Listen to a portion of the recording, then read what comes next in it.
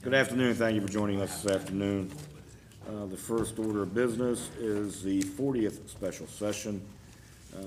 Approval resolution, City of Hagerstown taxable public improvement bonds. I need a motion to go into special session, please. Second. Any discussion? All in favor? Aye. Motion carries. We're in special session. Approval of resolution, City of Hagerstown taxable public improvement bonds of 2018 for various public purpose projects. Mr. Mayor, I hereby move for the approval of the resolution providing for the sale, issuance, and delivery by City of Hagerstown to Capital One Public Funding LLC of the city's taxable public improvements bond of 2018, the bond, in the original principal amount of $1,545,000 or such lesser amount as shall be determined by city officials as necessary prior to issuance. The resolution provides that the bond shall mature 15 years from the date of its issuance, shall bear interest at the rate of 4.3% per annum, and shall be subject to prepayment at the option of the city in whole or in part in accordance with the resolution. Prepayments may only occur on semi-annual interest payment dates and are subject to certain specified limitations. The resolution pledges the city's full faith and credit and unlimited taxing power to payment of the bond and provides that an allocable portion of debt service on the bond shall be payable in the first instance from the parking fund. The resolution fixes or provides for other details relating to the bond. Closing on the bond shall take place no later than May 24th, 2018, unless otherwise agreed by Capital One Public Funding LLC. Second. Discussion. All in favor? Aye. Opposed? Motion carries 5-0. All right. Move out of special session into the work session and have a proclamation for Lupus Awareness Month. Debbie Nicholson, are you here? All right. We'll meet you up here.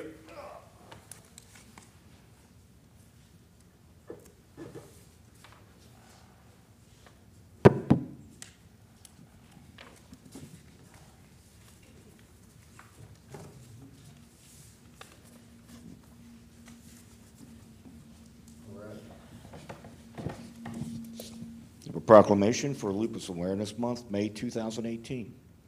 Whereas lupus is an unpredictable and misunderstood autoimmune disease that ravages different parts of the body. It is difficult to diagnose, hard to live with, and a challenge to treat. And whereas lupus can affect any part of the body, including skin, lungs, heart, kidney, and brain, it can also cause seizures, strokes, heart attacks, miscarriages, and organ failure. And whereas lupus can be particularly difficult to diagnose because its symptoms are similar to those of many other illnesses.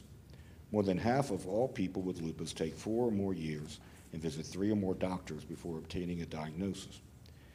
And whereas early diagnosis and proper treatments are critical to the improvement of the quality of life and survival rate of people with lupus, and whereas increased public awareness, education, and research are key to winning the battle against lupus. Now, therefore, with the support of the City Council, I, Robert E. Brucci II, Mayor of the City of Hagerstown, Maryland, do hereby proclaim May 2018 to be Lupus Awareness Month and encourage citizens to observe this month by educating themselves on the symptoms and impact of lupus. Sure. I just would like to thank you very much, City Council and Mayor, for making this proclamation. My daughter and I, Evangeline, we both suffer every day from lupus, and we are committed to educating and raising awareness and funds for lupus research. It is our hope and our prayer for one day having a cure for lupus. So thank you very much. Thank you very much. Yes. Thank you. Sorry that you suffered through.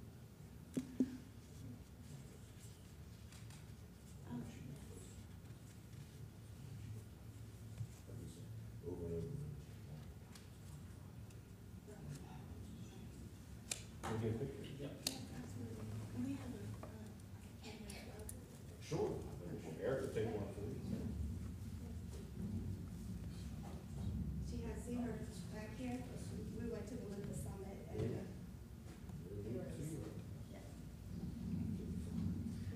she wishes.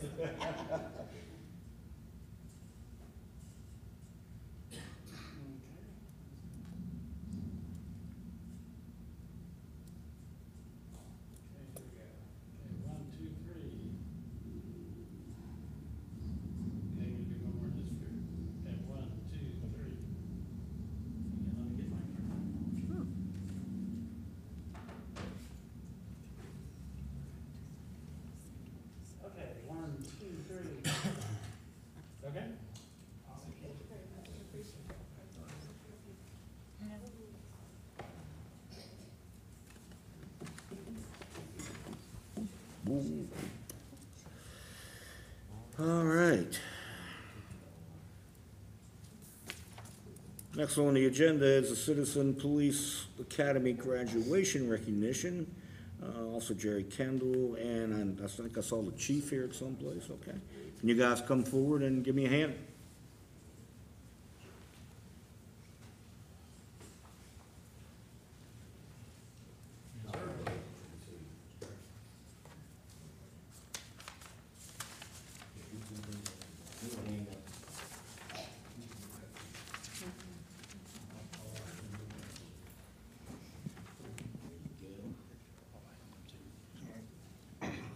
All right, first of all, I would like to recognize Lieutenant John Chance with the Auxiliary Police.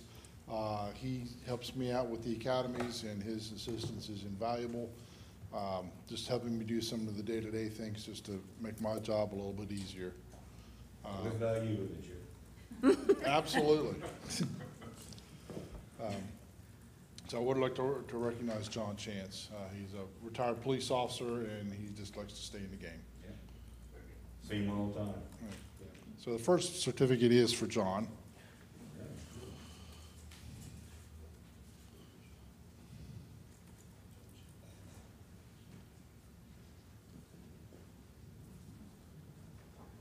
Eric? I'll picture guy go.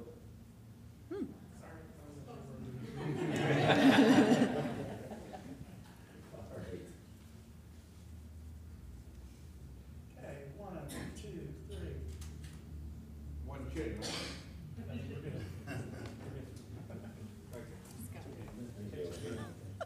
You want them folks to line up over here?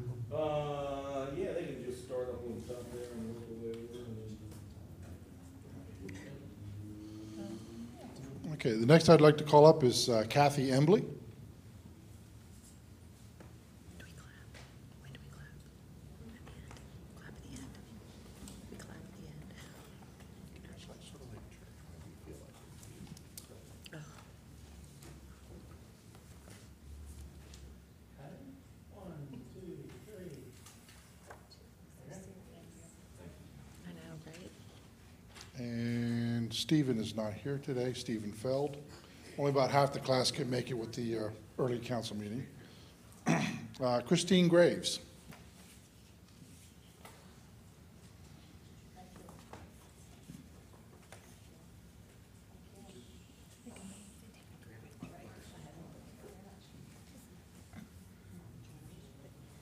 Okay, 1, 2, 3. I feel like I'm never gonna smile again. I'll be like this. And Rebecca Hagenberg.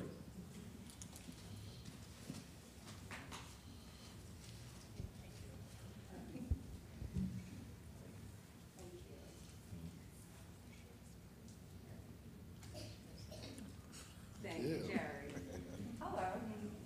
Thank you. Over here. Okay,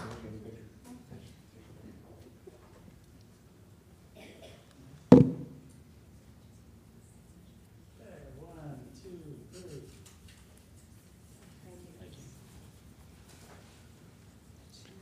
Harold Hall.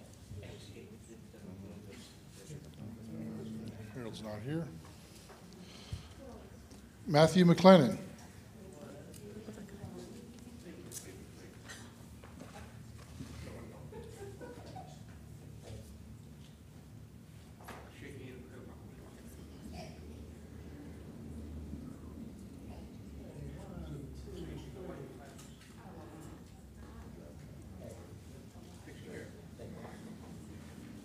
Our own Lauren Metz.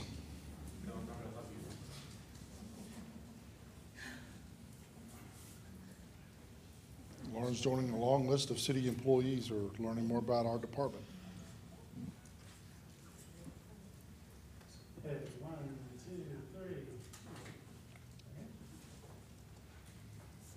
2, 3. Kay Papaskoff. Kay's not here. Scott Petty. How long does it last? Really?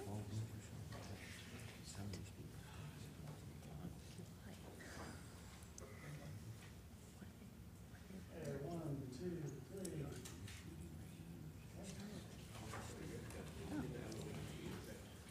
Diane Rudisil.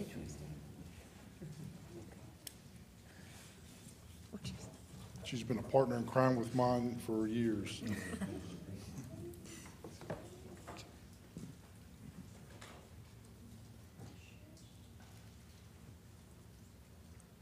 one, two, three. Okay, one more. One, two, three. Daniel Shoup. Oh, Daniel's not here. Stephen is not here. Ron Spooner is not here. Marilyn Toms.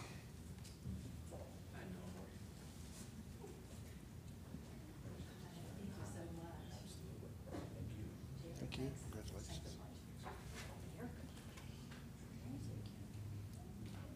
She's so dear.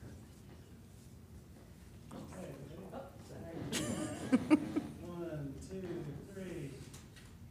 Okay. All right, so that's everybody that could come today. Just to let you know, for the new council members, this is the 10th year we've done the academy, and this is the 12th class, and we've had a lot of fun. Excuse me, we have a presentation for you. Just real quick, just 1 second. Thank you very much, John. This is incredibly important for our city and Hagerstown Police Department. To let our citizens know how we operate, how we do things, why we do them, and to share that information, because being transparent in how we operate is very important to make our community safe and resilient. So thank you very much for all of you. So, John? Yeah, if John, if you want to come down here. So, of course, our class, the 2018, we would like to present an award, this plaque, it's presented in grateful appreciation to Chief Victor Brito, Captain Paul Kiefer, Officer Gerald Kendall, and Lieutenant John Chance. So for your leadership, dedication, enthusiasm, and cooperation. Thank you all. Here you go. Jerry? All right, so thank you everyone for being here, and thank you for allowing us to have this course.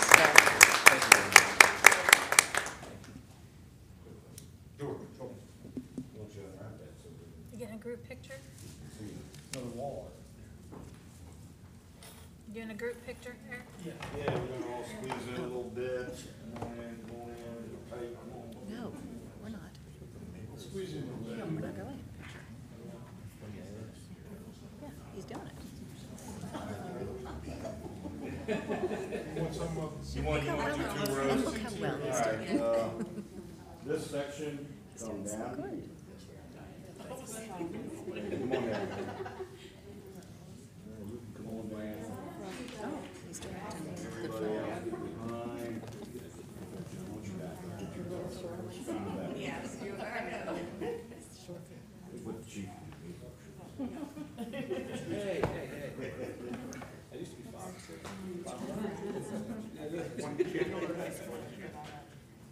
Okay, everybody ready? Okay, here we go. One, two, three. Let's do one more for safety, and everybody give us a big smile. One, two, three. Okay? Got it?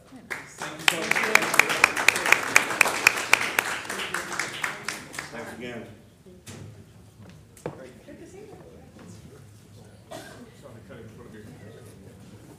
Chief.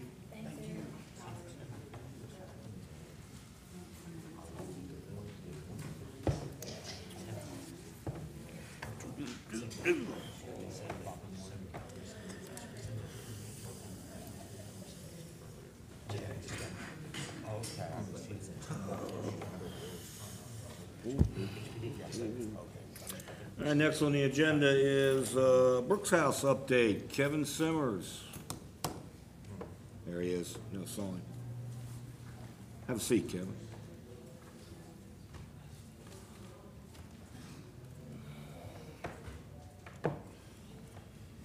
Thank you.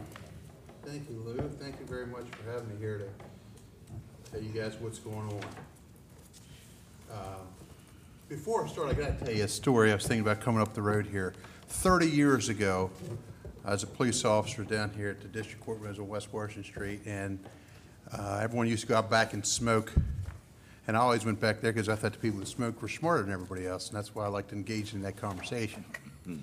So I went back there and met my friend Lou Metzner for the first time, and Lou brought a conversation to the table that 30 years ago, nobody wanted to hear. And he was, I was down there as a young officer making my first arrest for drugs, and Lou tells me, he says, this is really a health issue. It's not really a criminal issue. The war should be by, I'll never get Lou said, the war should be by the Surgeon General, not by the Attorney General. And at the time I'm thinking, this is another goofball we got as a defense attorney. But it's taken me 30 years, and I've come over to your camp, Lou, so, make room for me. So, but I'll tell you a little bit about Brooks House and what we're doing here in the city to try to improve things. 3 years ago, my daughter passed of a heroin overdose, and we found finding a long-term treatment facility, a residential facility, nearly impossible to find, especially for women. The facilities out there are normally in the inner cities, normally overcrowded, normally in a poor section of town. And, and when she prayed for a sober living facility that she could go to that would be gender specific before she passed. And, I made a deal with her that if you make it a year clean, that I'll make sure I get you that house, and we'll go ahead and have a sober living house for women. Well, Brooke never made it a year clean. She passed in 2015, April of 2015, from the heroin overdose. But after she passed is when we've seen amazing things happening here in our community. Because of my work for the city and for the police department, I was fairly well known throughout our county. And a lot of people reached out to me and said, man, it's a terrible thing. It's an epidemic. We got to do something about it. You have a platform here. You could probably, make some change if you tried to. So my wife and I decided that we were going to go ahead and undertake the mission of building a house in Brooke's memory, fulfill her dream of having a sober living house for women. So shortly after she passed, probably July, August timeframe, 2015, we undertook the mission of raising money for a sober living house for women. And when we took on that mission, we felt like if we got to $50,000, that would be huge, because we'd be able to buy a row house downtown somewhere and fix it up and maybe have 4 to 6 girls in it. We thought that, because we just did not think that the community would rally behind and would support women in recovery. We didn't think that we had reached that level in society just yet. How wrong we were. When we had our first fundraiser, it sold out immediately. This is before we were even a 501c3, but it sold out immediately, people coming out of the woodwork. Shortly thereafter, people calling saying, look, I can volunteer, I can put a roof on, I can do framing, I can do concrete. And then Mr. Fulton, who is the owner of the AT&T stations here in our tri-state area, come forward and said, I have some ground for you that you can go take a look at, and I'd be willing to donate it to your cause. So that immediately gave us a lot of momentum, and we started moving forward. And we figured the house that we were looking at was going to be 8,300 square feet. It's actually 8 bedrooms it's 9 bedrooms total, but 8 for residents and 1 for a manager of the house. And we figured we could build that house for $150 to $200 a square foot, which would put us in the neighborhood of $1.5 million. So we started to undertake that, and money started to flow in pretty well. We started to apply for grants. We're having fundraisers. I mean, anymore, I'm walking into stores and restaurants and I see a fundraiser for Brooks House. I didn't even know about it. But, they do a fundraiser and they generously donate to our cause. So then when we applied for our permits in February of this year, that's where I started reaching out to Mayor and Councilwoman Keller. Because what happened was, to get our permit, we had to go through the county to get sewer hookups for EDUs, which was $7,200 apiece, so I think it was $28,800 for that. And then an excise tax of roughly $9,000, which was in the neighborhood of $37,000, and another couple $1,000 for permits. So it was close to $40,000. And then they said, you're also going to have to pay for water hookup through the city, and that is going to be in the neighborhood, it ended up being $28,100. So we were in for nearly $70,000 before we turned a shovel full of dirt. And so I went to the county commissioners and requested that they waive those fees, which they agreed to waive all sewer hookup and all permit fees and all the EDUs and the excise tax and permit fees. They waived everything. So I reached out to the city and asked for the same thing. How it works, I'm not sure. I was told that you can't waive it, or you never waived it. Pay it and maybe you can come back. So that's why I'm coming back. We paid it 2 weeks ago, and I'm here to see if there's some type of a donation you guys could make to help support this. I mean, I don't have to tell you that this is the worst health epidemic that we have, anyone sitting at this table has had in our lifetime. I'm not sure that it reaches the level of malaria and things back in, the turn of the century, but it's definitely the worst epidemic we've seen. So what we plan on doing, and we intentionally did not build the house in downtown Hagerstown because, we hear people that want services to move outside the downtown, services that I'm providing, that Brooks House is going to provide, wanted to move outside the city center, so we moved outside. Actually, we're just outside the city limits. We're on the Downsville Pike, right beside the Board of Education. So any help that you could give us, we greatly appreciate it. I can assure you that it's going to be a facility that is going to do Hagerstown and Washington County very proud. I think that we plan on having a facility that will be not only a model for the tri-state area, we want to be a model for the entire country. And we feel like that we're passionate about it and we're dedicated to it, and we're going to be able to deliver that. So thank you very much. Any questions, I'll be willing to answer. The specific amount that you had to pay the city was how much? $28,100. And that was for which permits? That was for your water hookup, and it was $10,000 for the water hookup, and then I think there was $18,100 for something else. You'd have to check with. I just got the bill and paid. I didn't read what it was for, but it was $28,100. I know it had to do with all the water. Mr. Spiker, I'm sure is aware of it. Can Mike, do you know?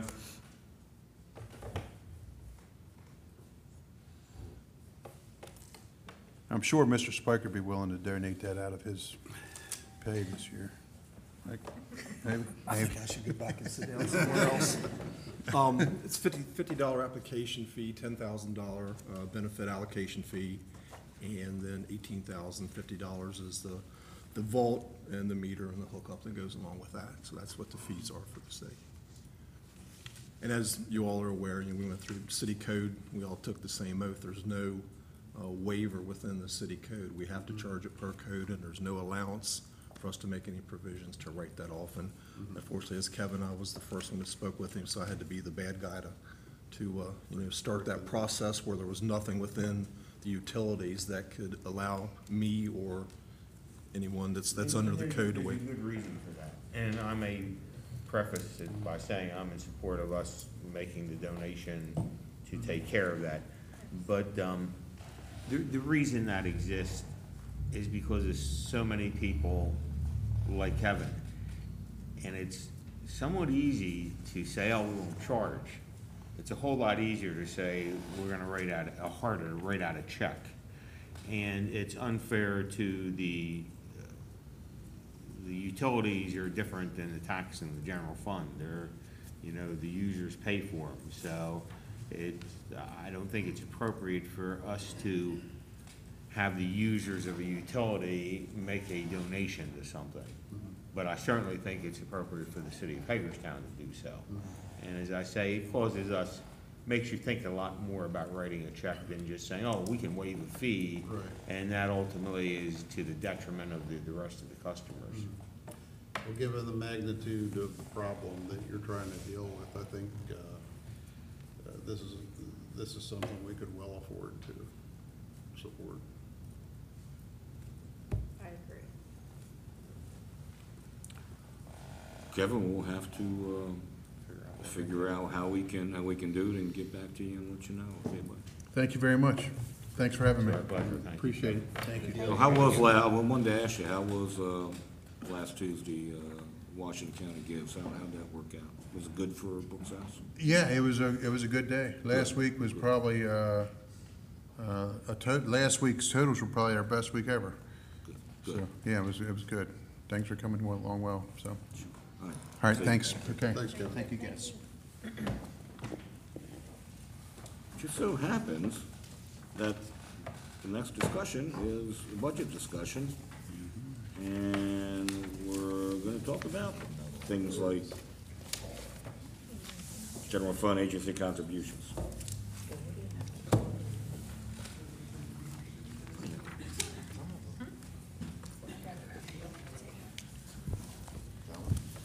Hello.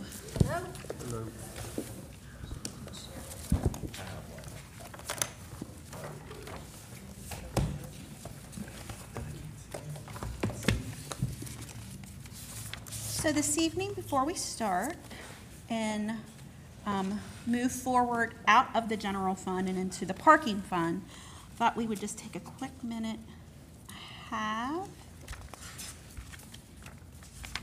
a handout. I want to just come back one last time and talk about our general fund agency contributions.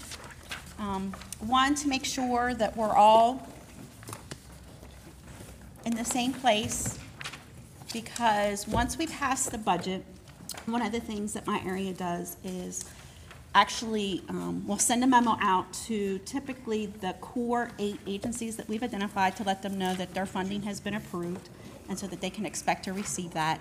And also because if we move forward with the way that we have everything in the proposed budget, I would need to probably do a separate motion. One for the Maryland Theater and the additional contribution there, and another for the museum. And in your budget books, we have an agency contribution schedule. And it's in section 3.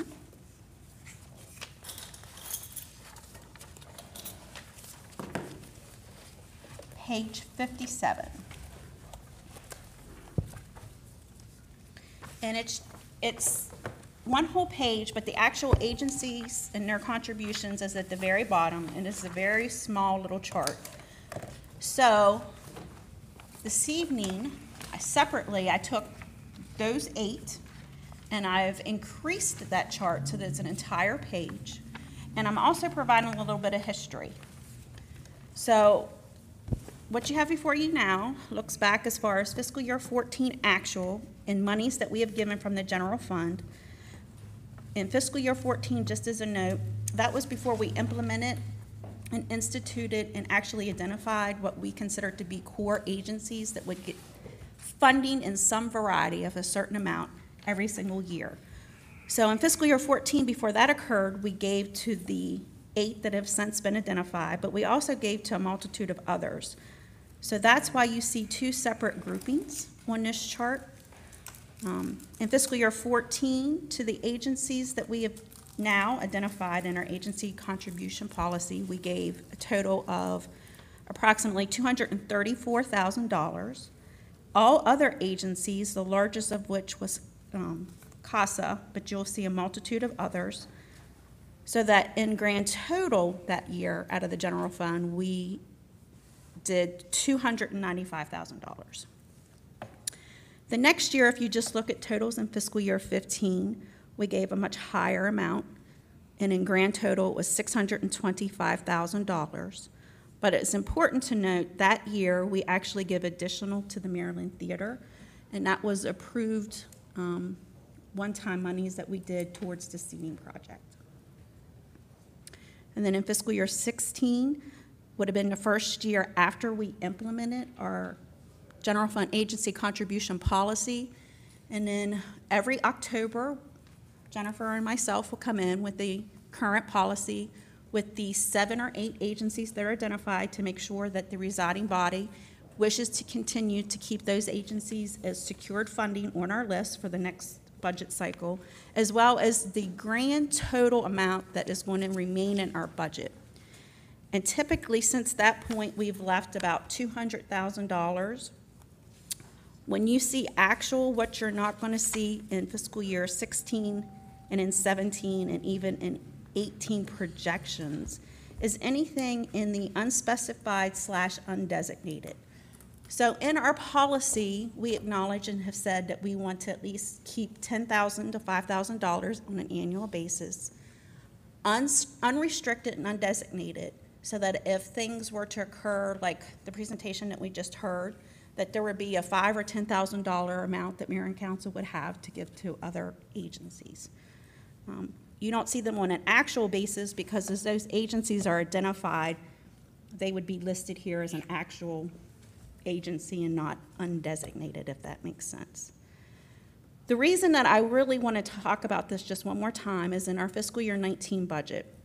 So when we came in October, and actually I say we, but I was minus Jennifer at that point, we were going to move forward with $205,000 in the general fund budget, and that was to cover, again, 8 core agencies and to leave about $10,000 in unspecified / undesignated. Since that time, a couple of things have happened. So last week, we had approximately 4 members that are in favor of moving forward with property tax rate changes of 3 cents overall, with the exception of apartments, and with apartment categories a 5-cent tax rate increase. By doing that, we are generating about an additional $50,000 in revenue. And one of the things that the mayor and other council members had stated in weeks prior to that was, if we were to do something of that nature, would we then set aside in the budget and leave monies undesignated and unspecified that mayor and council could utilize later? That is where you're going to see we have now put that amount to $50,000. And then a couple of other things have occurred at the top. We've talked briefly about the Maryland Theater. One of the things that they need to know from us is our commitment towards their additional funding gap. This is above and beyond the $500,000 that we did for the design. This is, they have their total cost estimated for the project. They have funding sources identified. They have been fundraising, and they have, I think, still almost $2 million as a gap right now. They have asked the county and the city, and they did that many, many months ago, and we're to the point where we really need to be able to provide them some direction. Within this budget, have found a way to designate $500,000 over a 4-year period. So that would start in fiscal year 19, giving them an additional $200,000. So that's why when you see fiscal year 19 budget for there, you'll see $209,000 versus the typical 9. And then in years 20, 21, and 22, doing an additional $100,000 each year. In order to do that, and in looking at where we are in the out years with the rest of our projections, really couldn't find a way to add additional expense above and beyond what we already have in the budget. So right now, looking at doing that additional monies in fiscal year 20, 21, and 22, we would leave our total at $205,000 for agency contributions, and finding a way to spread that across all the rest of the agencies so that the Maryland Theater ends up with an additional $100,000. At the same time, we had, actually before that presentation with the Maryland Theater, I believe, we had received the request from the museum asking us for an additional contribution towards their HVAC project. And one of the things that we could do is $30,000 over 3 years. So under unspecified and undesignated, instead of leaving 50 plus the original 10, would be 60, moving 10,000 of that to the museum to give them 10,000, 10,000, 10,000. So instead of their normal contribution of 40,500, we would be committing to give them 50,500 in fiscal years 19, 20, and 21. But again, because these would be commitments that we would be making to both of these other agencies that extended beyond one budget year, I would be doing a motion probably at the same time for the regular session in May or later in June, but I think I would probably time it so that it would be in May if we're all agreeable. That way they know at the same time as all the other information that they're receiving, and they can keep moving forward with their other funding gaps if they still have some. It's 30,000 over 3 years for the HVAC. Yes. Museum, okay. And if you look at fiscal year 17, it's a good proration of the amounts that we typically give. So for the agencies that have been identified to receive funding, Community Rescue Services one, and we give them 45,000. Hagerstown Municipal Band is a second one, 18,000. HNDP, or the Home Store Hagerstown Neighborhoods Development Partnership, 28,450. Maryland Symphony Orchestra is the fourth agency, 17,550. The Maryland Theater, $9,000, and that $9,000 is typically towards their ongoing operational type expenditures that they have. Washington County Arts Museum, $40,500. Washington County Free Library, $31,500. And then after we initially implemented and put the general fund agency contribution policy in place, a year or so later, Washington County Historical Society came in and did a presentation, and it was decided to increase from 7 to 8 organizations to give money to every year. So that's where you see the 5. And you will actually see in fiscal years 20 and 21, taking from there to be able to give the additional 110,000 to the other 2. And I'm not asking for anybody's agreement on fiscal year 20 and 21 on how that allocation is going to look across all these organizations, but just our commitment. Do we wish to do 500,000 over 4 years for the Maryland Theater? And do we wish to do 30,000 over 3 years for the museum? Or is there a separate amount? Because I know most everybody sitting here was present at the museum. They had hosted a luncheon back in April. And it wasn't the first presentation, and they do that every single year. They do it annually, but they even had came and done a separate presentation just on our HVAC project itself. I've had a chance to look at their HVAC installation today, and Impressive. very, very. I think I'm just concerned, like it's such a big drop. I know that you haven't realized, kind of figured out what fiscal year 20 is, but like for example, CRS goes from 45,000 since 2014, and we're projecting in 2020 to go to 9,100. I mean, that's a huge difference in I would just keep expectation. in mind that if you go much beyond 2014, you'll find the amount was 0. Right, and you've mentioned that before. And we started contributing $50,000 to CRS when CRS was in financial, almost bankruptcy to speak of. They did not have the money to continue. And as life goes, it's, we do 50,000 this year, we'll do 50,000 next year.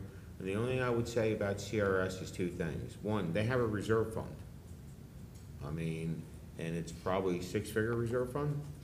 Now, I understand that's to buy ambulances and to buy equipment, but they are not cash poor as far as not being able to make ends meet.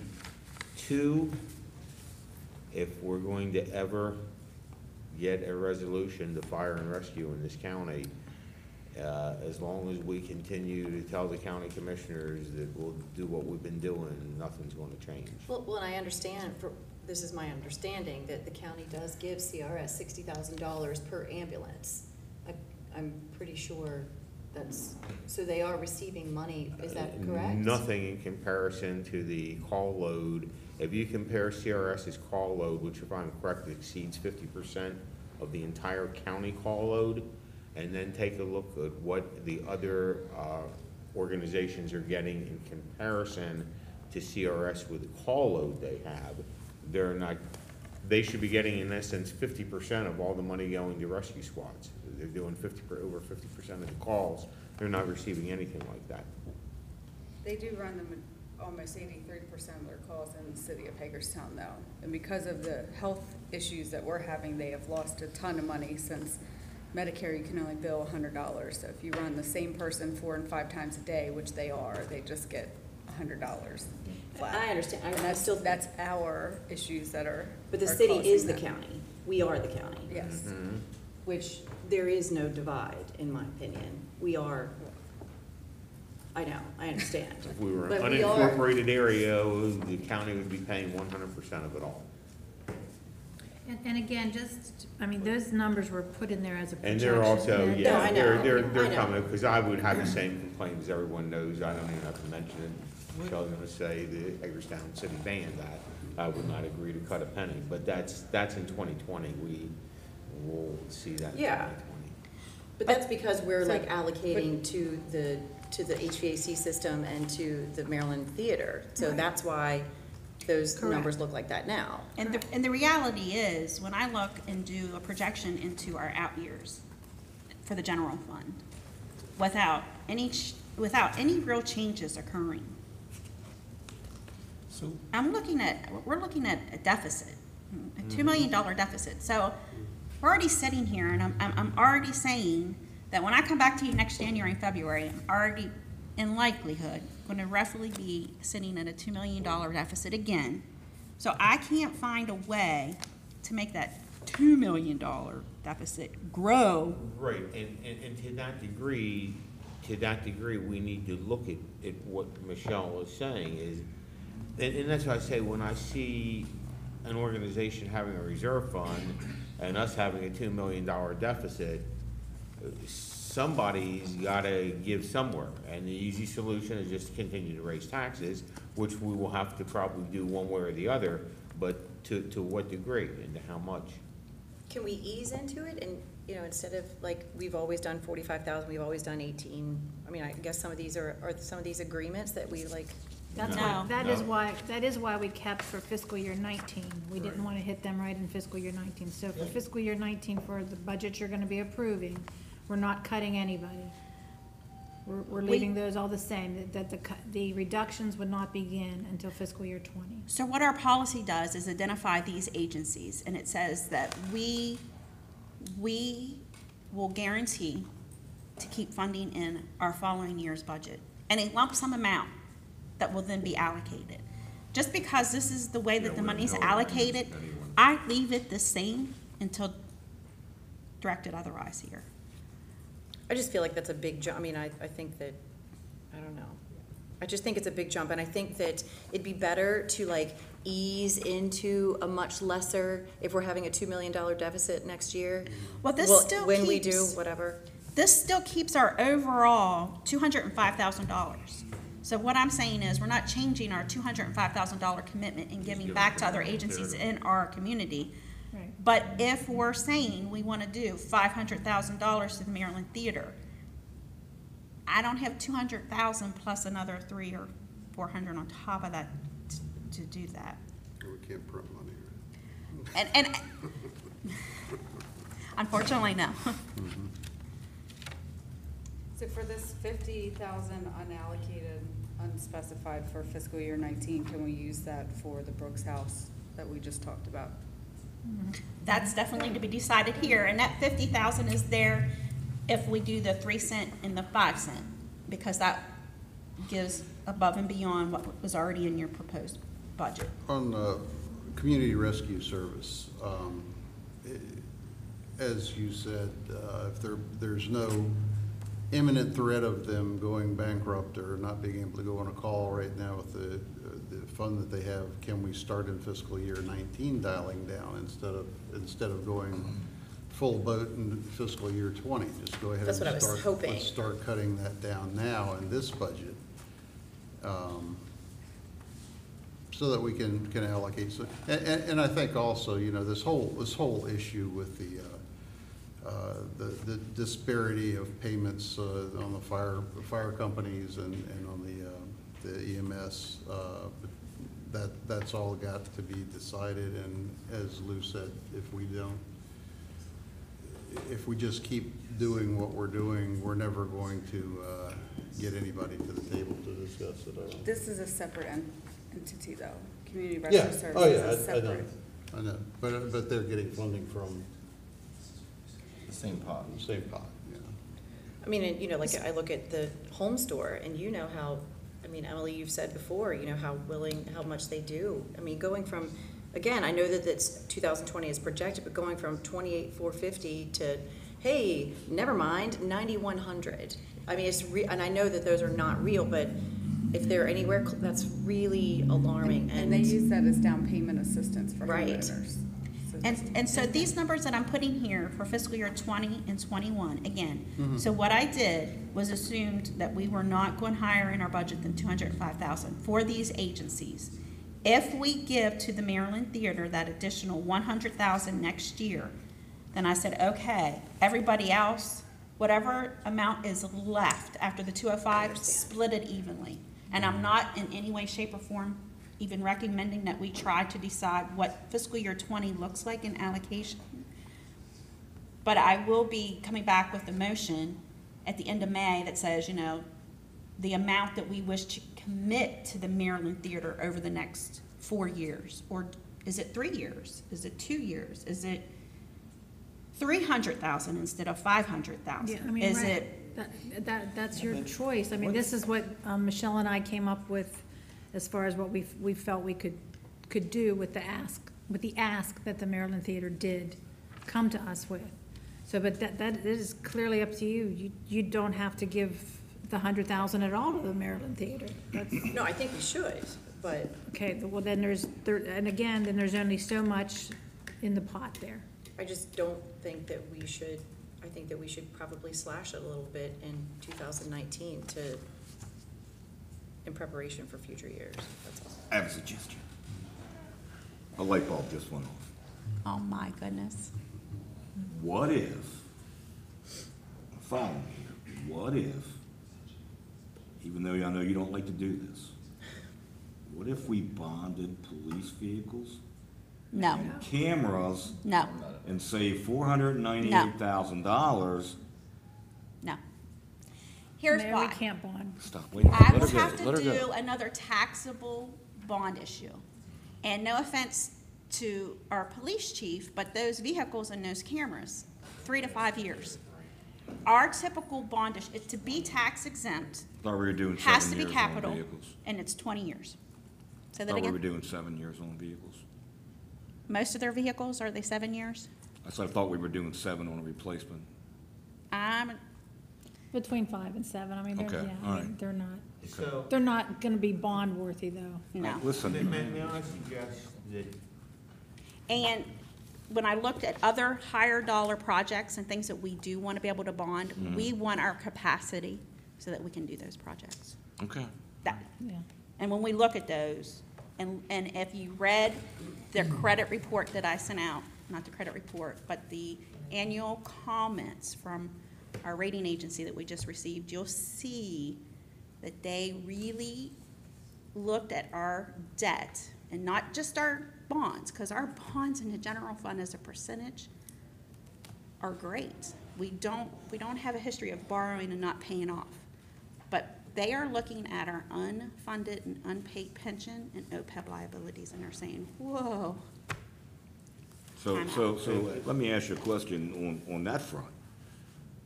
How does the state of Maryland get an increase in their bond rating with the hundreds of millions of dollars that they aren't funding in OPEB? I'm not the rating agency, but the states are not mandated to have certain things in place like some of the rest. And then with the state demographics for the entire state of Maryland, the majority are better than the demographics of the city of Hagerstown and the surrounding Washington County.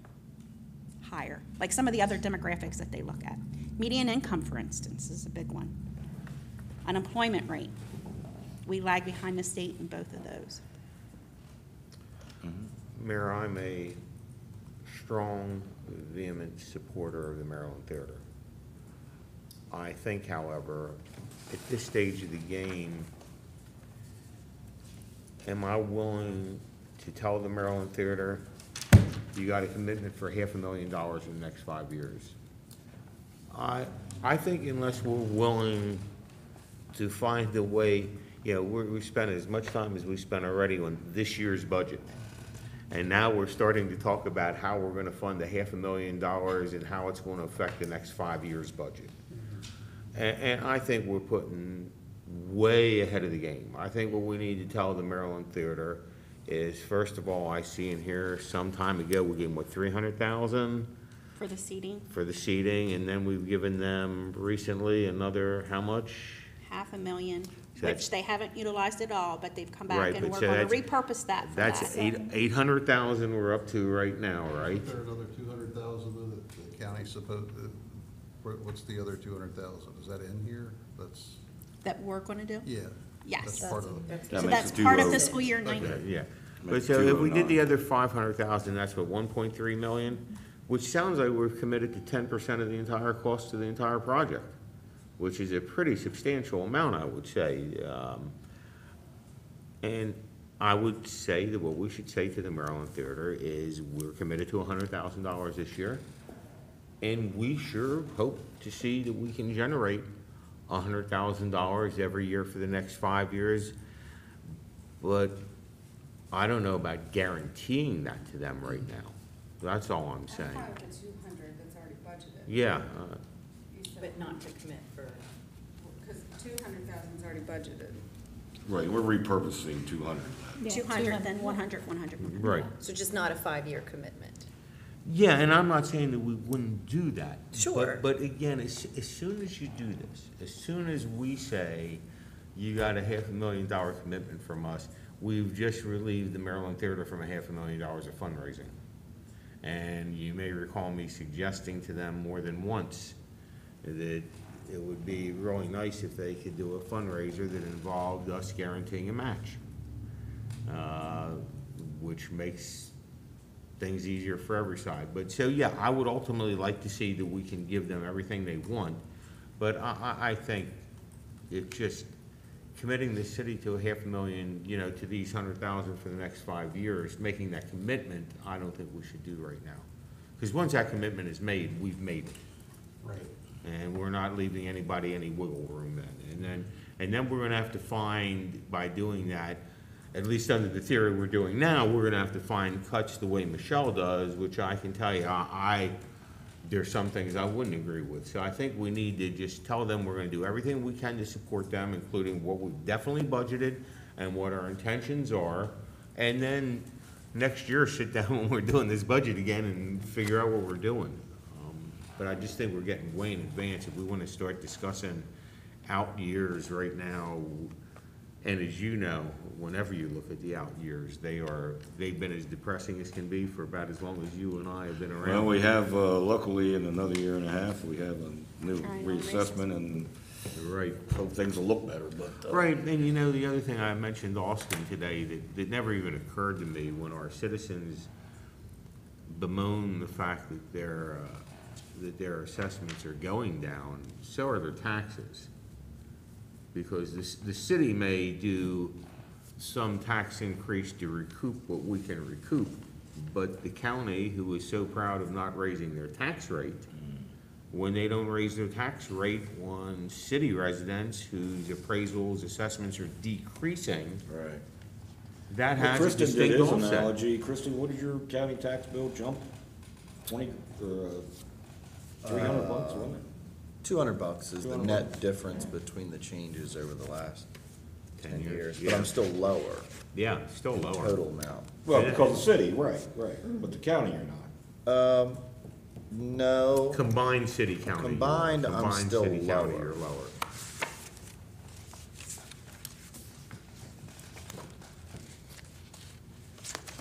Michelle, you may have already said this, but do we reach out to these groups and say, hi, do you still want your money?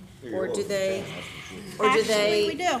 Whatever it was. Okay, so That's they're part not of the asking policy. for it. So this is part of the policy, and I will tell you, so in October, my group will come and we'll look at the policy, and then this body will say, how many organizations? Is it 7? Is it 8? How many is there? We will then, my group will send out memos. They'll send out a copy of the policy, and they'll send out the form. And it will list a criteria of things that they have to send back, of which the form is one. And they typically have until January, and it's usually the first or second Friday of the month. They get their notices around November, around Thanksgiving, so that they have a little bit over a month. Oftentimes, even though we put in a memo, flat, we're not anticipating growing our annual amounts we're giving, they will still ask for more than what we've given to them in like the last 5 years.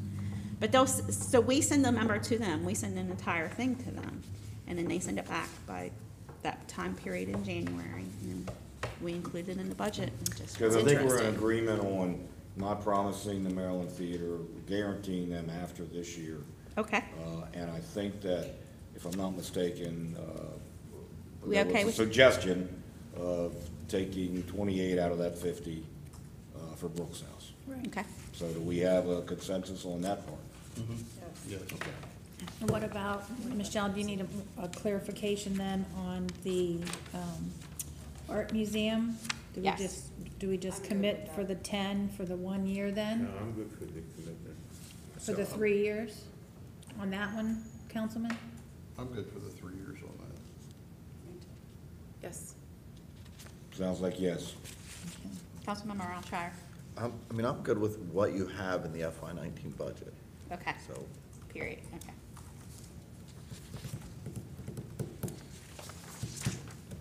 Okay, so let me just make sure that I'm understanding this correctly. So we're committing to the 200,000 additional for the Maryland Theater for fiscal year 19, and nothing beyond that at this point. And then we're going to do the additional 10, 10, and 10, 19, 20, and 21 for the museum, for the art museum. Yes. Okay. All right. What's next on your agenda, Michelle? Parking. Parking fund.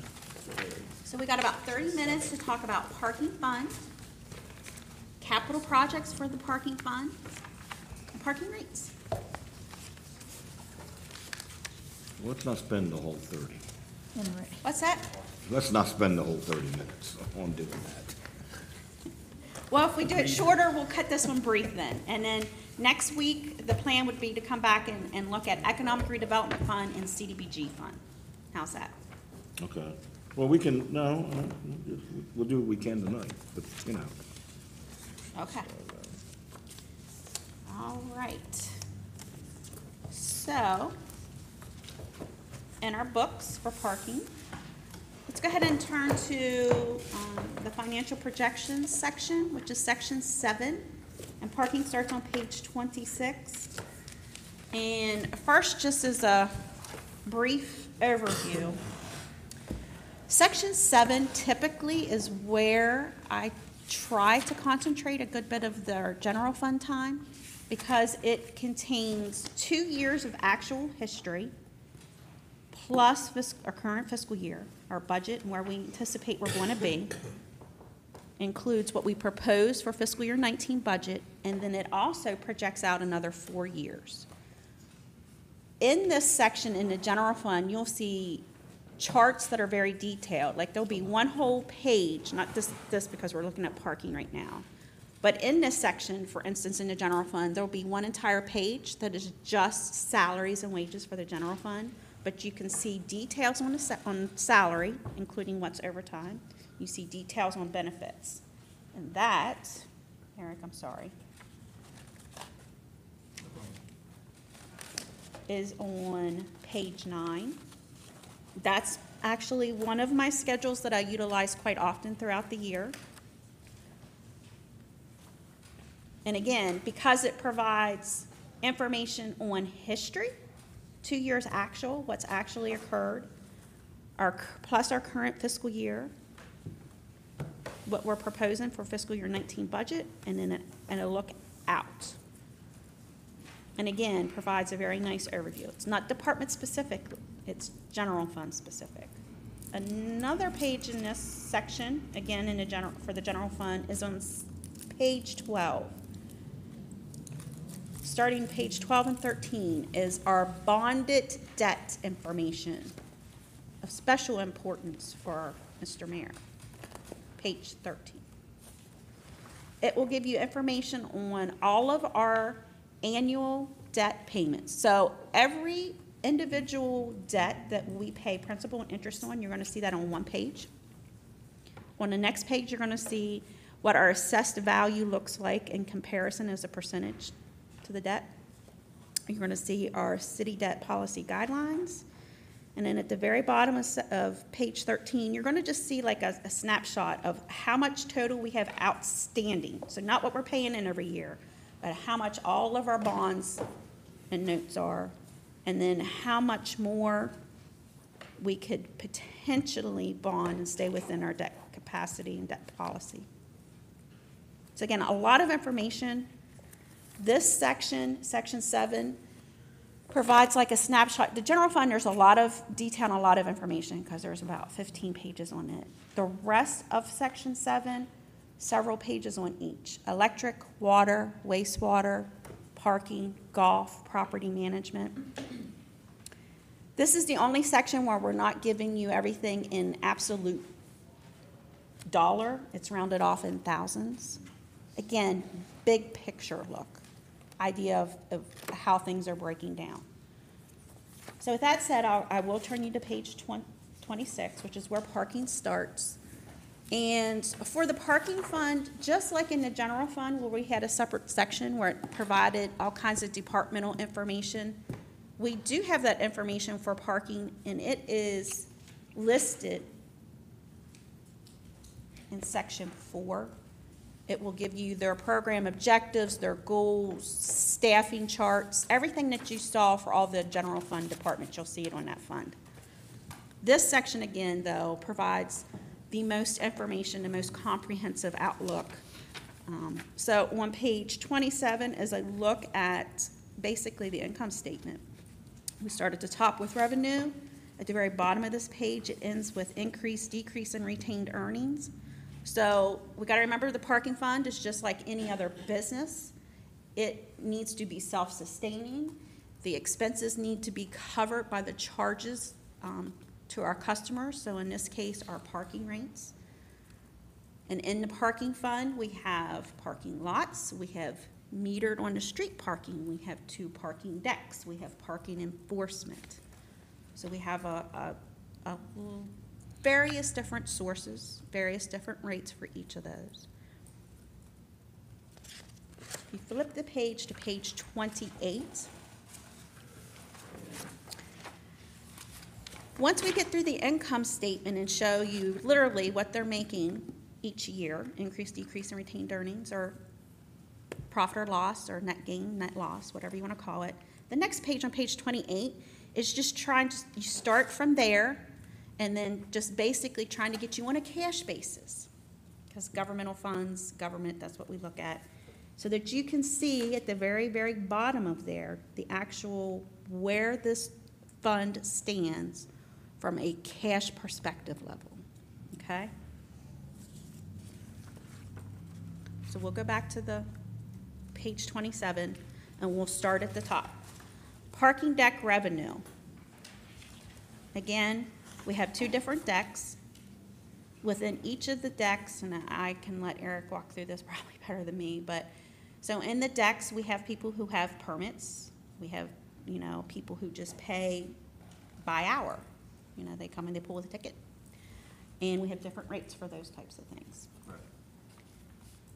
The nice thing with this section is on the left-hand side, you have some assumptions, so it outlines for you. As of July 2014, that was the last time any adjustment was done on anything, but the deck rates right now are $62 a month, or a maximum of $8 per day. The lot rates, for instance, and that's a little bit further down, parking meter and lot revenue, but the parking lot rates are $48 a month. After hours deck rates are $2 for any time after 4 p.m. on weekdays and Saturdays. And Sunday is free parking. I repeat, Sunday is free parking in the decks. The gates are up. Correct? Actually, the gates are down. What? Yeah, the gates are down on Sunday, but when you pull up, they're automatically raised. Okay. Not to do with the programming of the new gates. Okay. But it's still free. In amongst all of this, with the rates, there's a host of discounts. There's a wide variety of things that our staff, and when I say staff, there's basically one full-time person and the rest are part-time people. So we don't have a tremendous amount of staff resources in this area to manage and oversee this area. But again, so revenue, the good thing for us is in the parking fund, our revenue has been fairly consistent and stable. And you can see fiscal year 16, if you just look at parking deck, $499,000. When you go to fiscal year 19 proposed budget, we're looking to be about $476. It's a slight decrease. The majority of that is in the A&E parking deck, and most of that is attributable to just one client who gets permits. They drop the number of permits because they don't have the number of students that they used to. The out years, we're projecting about 1.5% increase in what I said to Eric and Jason. So I have a 1.5% increase starting, and you can really see that that jumps in fiscal year 21 and out.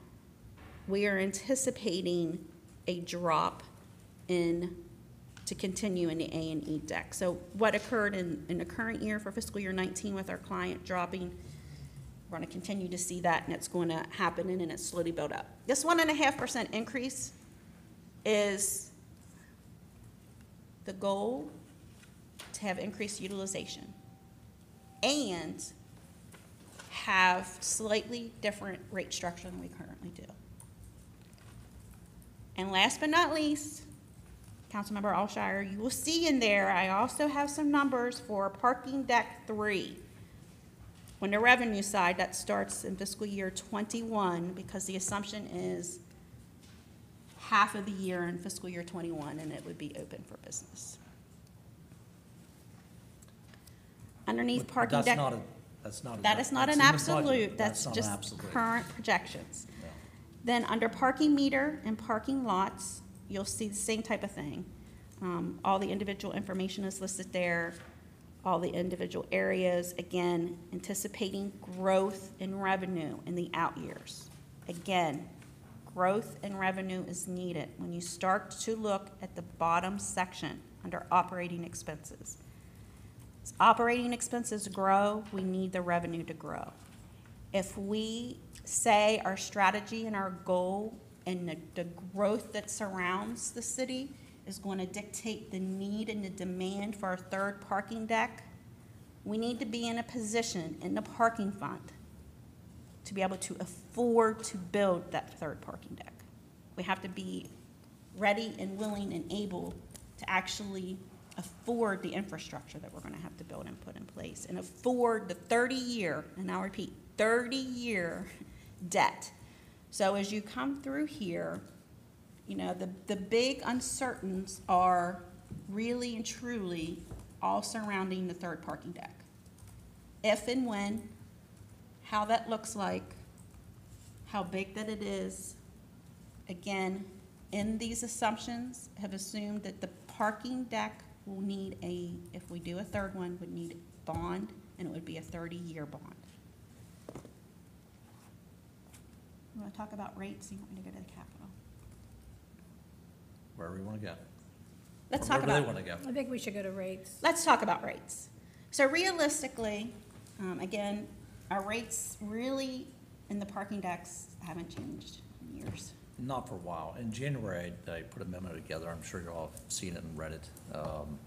We began talking about parking rates back in January, but we didn't make it very far. Generally speaking, what we're proposing is a increase in rates on all our rates, except on the street meters. They would stay, or on the parking lot meters. And then the parking deck permits and others would all go up over a period of time. There are also a number of discounts that we'd like to phase out over time. Some would be immediate, some would be over time. For example, the mayor and council approved a temporary rate structure or discount back in 1996. And I say temporary because that's how it was worded. And the idea was to increase the number of drivers and people that would park in decks, and they provided a 10% discount, a 25% discount. Well, it's been since 1996, and the discounts didn't really ever do exactly what they were supposed to do, which was promote more parking in the decks and the lots. And over time, it was just supposed to be the Rochester lot and the UD deck, and eventually it just kind of creeped out into the other parking lots and that sort of thing. We'd like to phase that out over time, because the people that generally take advantage of it is Washington County and the state of Maryland and USMH, and there's a few private entities that do. But we'd like to phase that out in fiscal year 20, which would be July 1, 2019. In other words, give them a full year in their budget to, to be able to budget for this phase out of their discounts.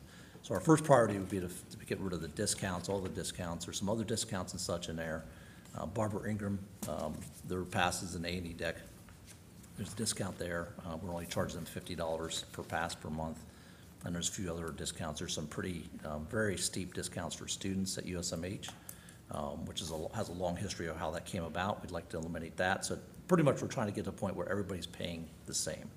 Part of the reason for that is so that we can understand exactly how the decks are being used, because we oversell, I'll say the UD deck, with the student parking. So it makes it difficult to really understand exactly how much that's being used other than occupancy.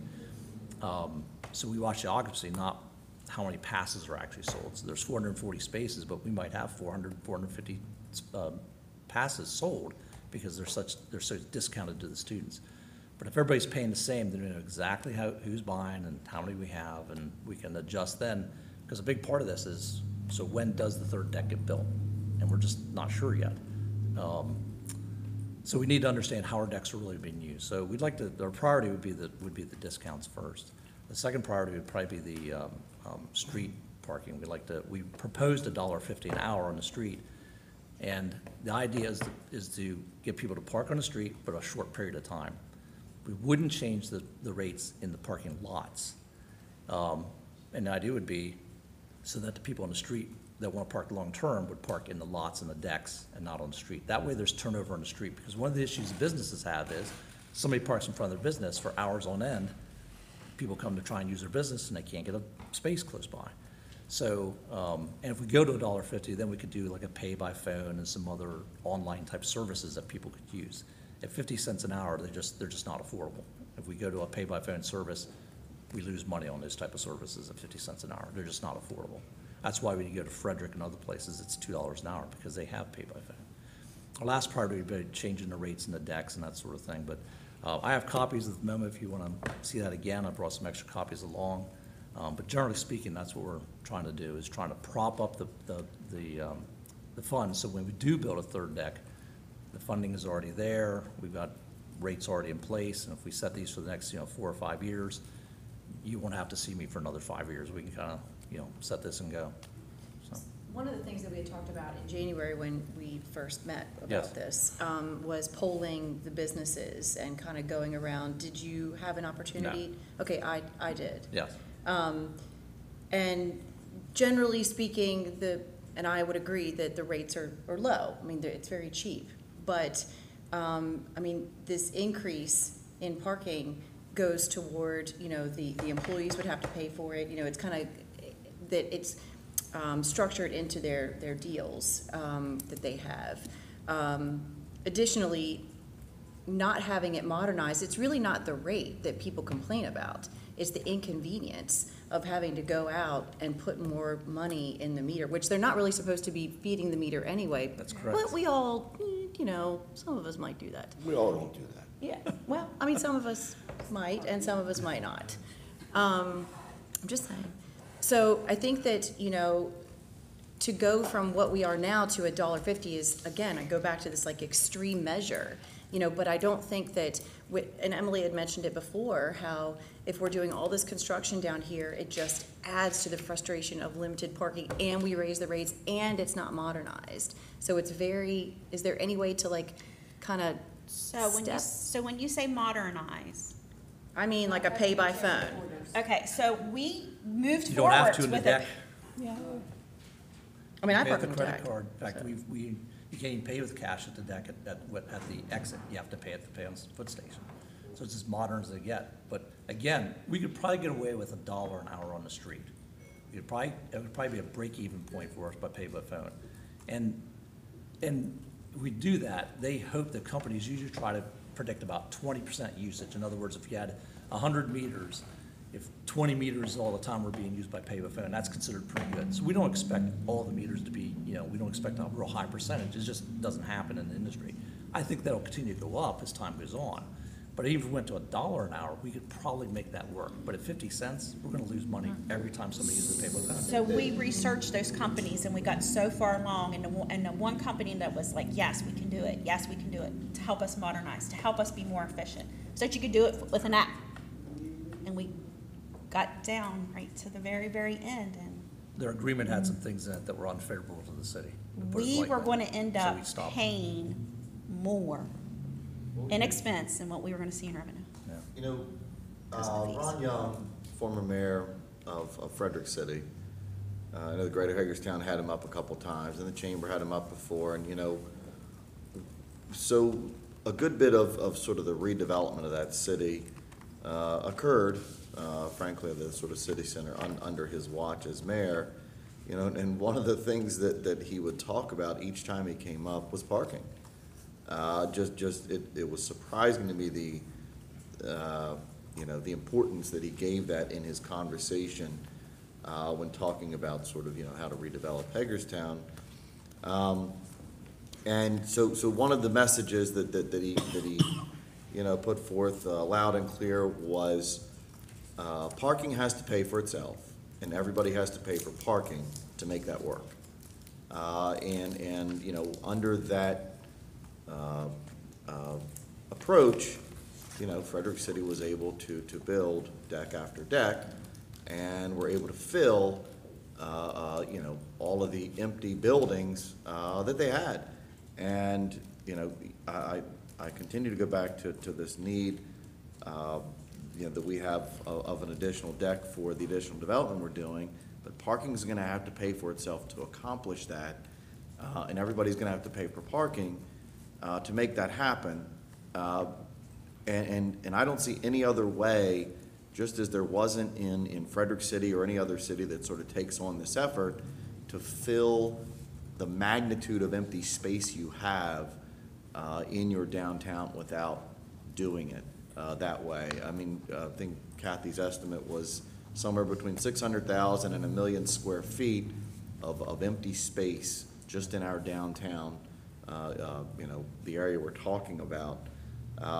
And, you know, you can go within a block of where we're proposing this third parking deck, whether it be the Hamilton Hotel, you know, Shockey Piano. Yeah, I mean, you could go straight up Washington and name, you know, 8 buildings right in a row that there's no way they're possibly gonna meet parking off-street on their private lots. And folks often say, well, you got all these lots around there, and well, yeah, but those are owned by churches and nonprofits and other private entities that have no interest in putting them forth even after numerous conversations, have no interest in putting them forth for regular public use.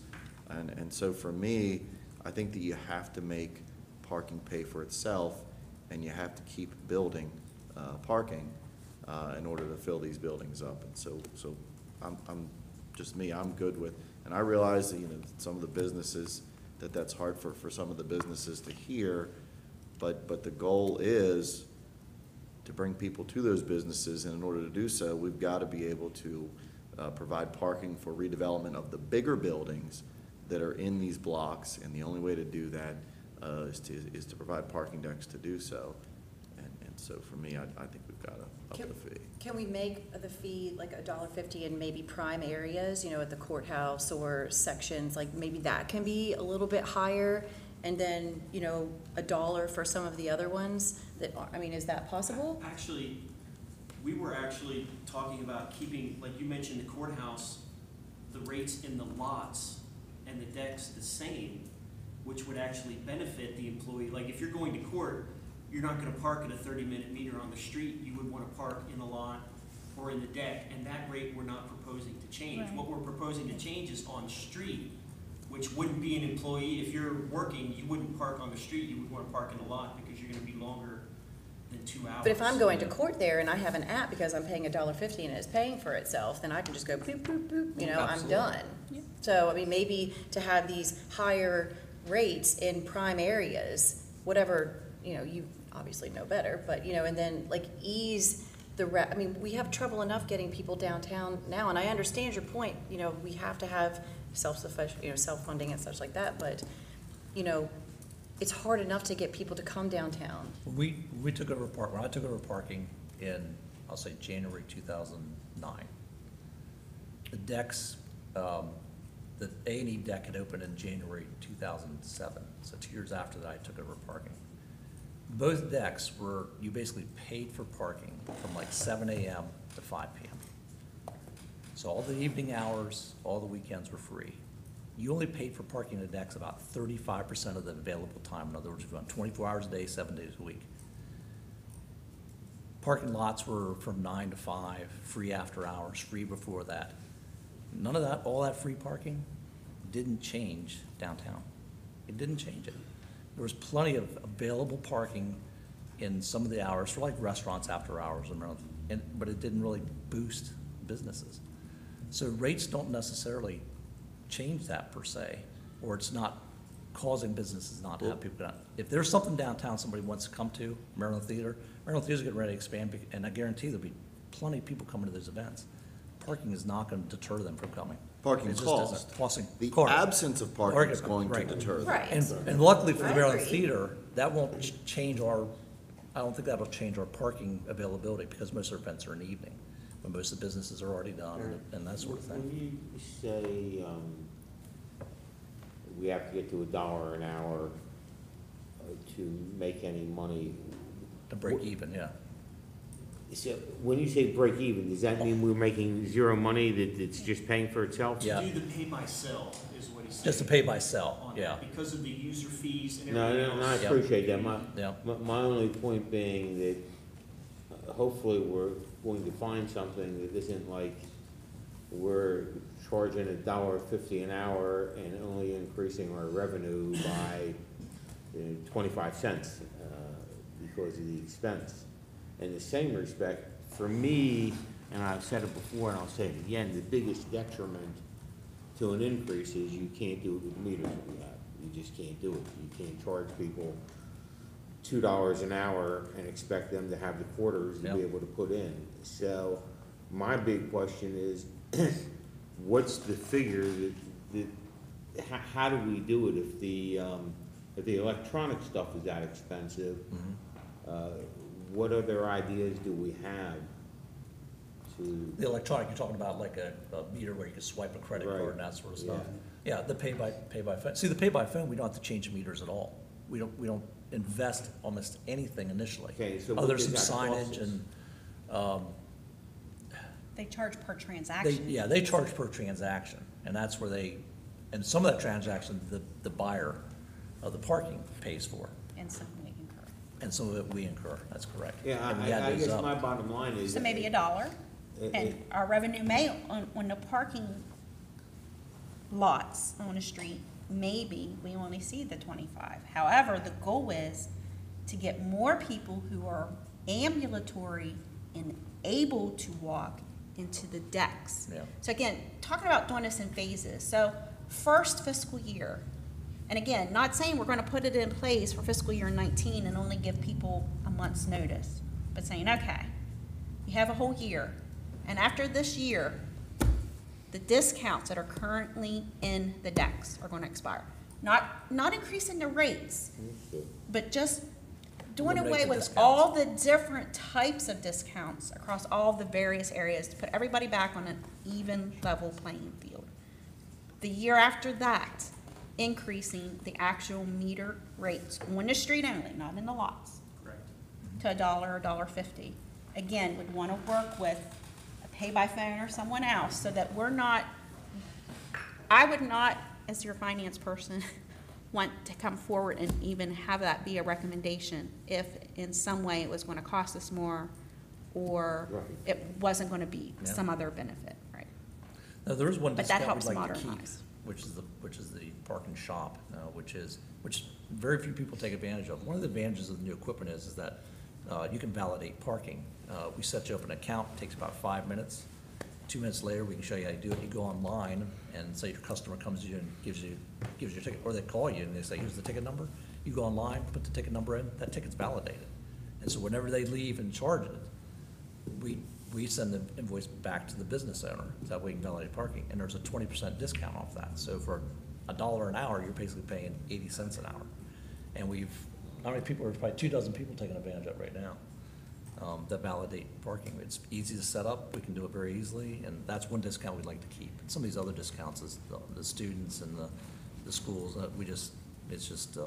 But the rate is not gonna increase, you're just. the rate would increase, no. The discount would go away. The discount So would what go they away. pay would. They would pay the same like everybody else, that's what it would be. So if you're paying $62 a month for a pass in a deck, they would pay $62 a month for each pass.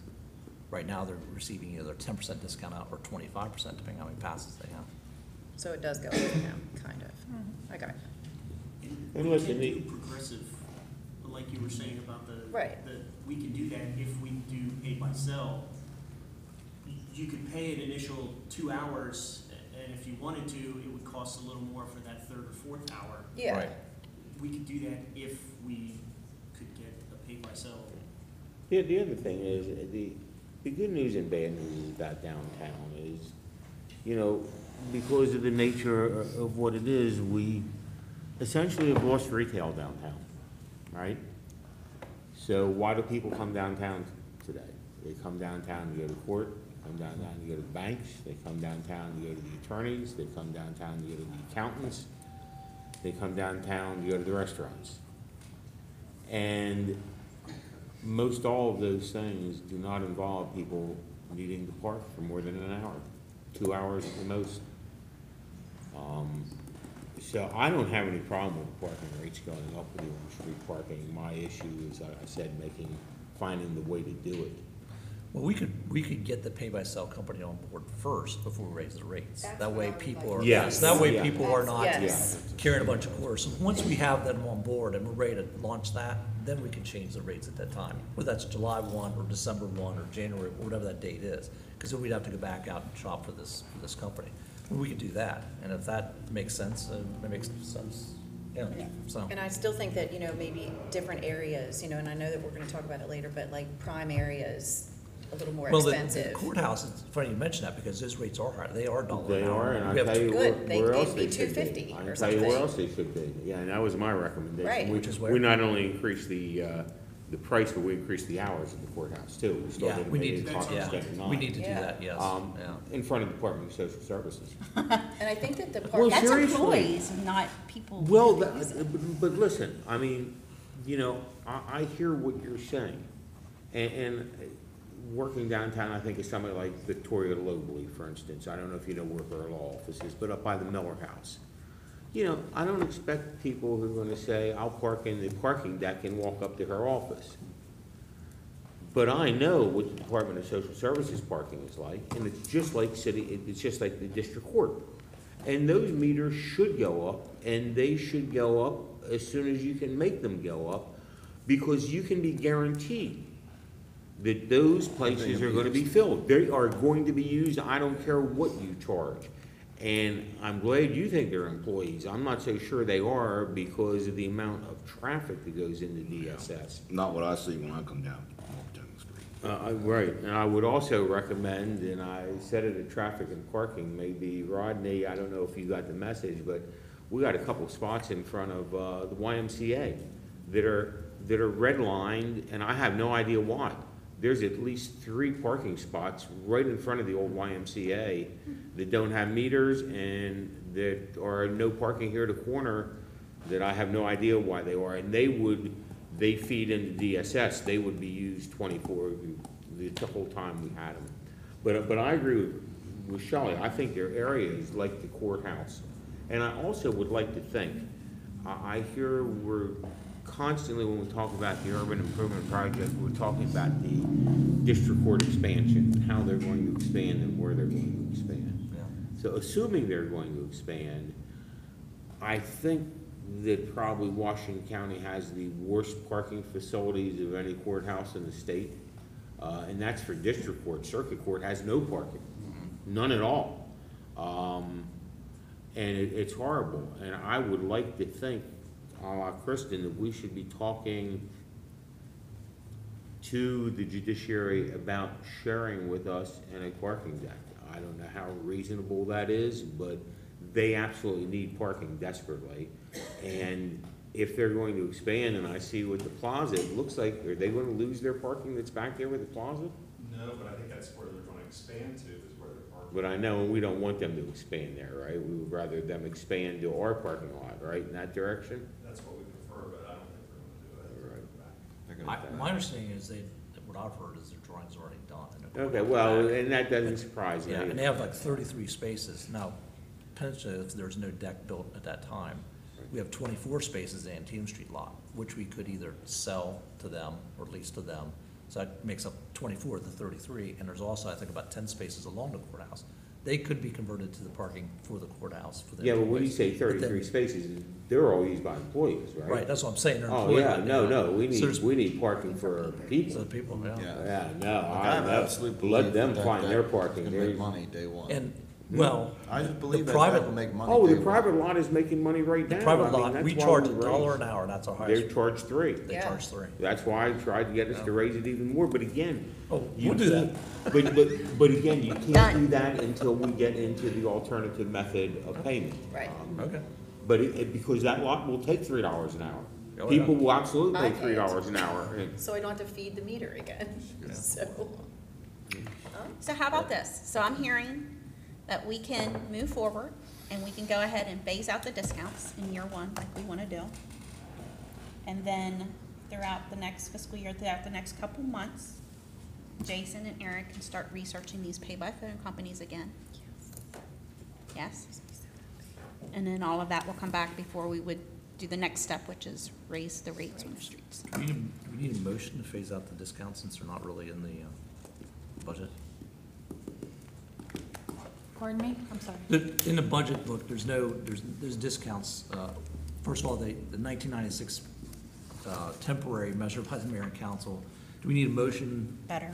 so we can eliminate that? Probably would need a Okay. motion to eliminate the discounts Okay. as you're ready to do that. Okay. Yep. And as far as the other rates for the meters and the decks and I have one that says we're good with what we're proposing, yes? Yeah. That's one. With the rates? Yeah.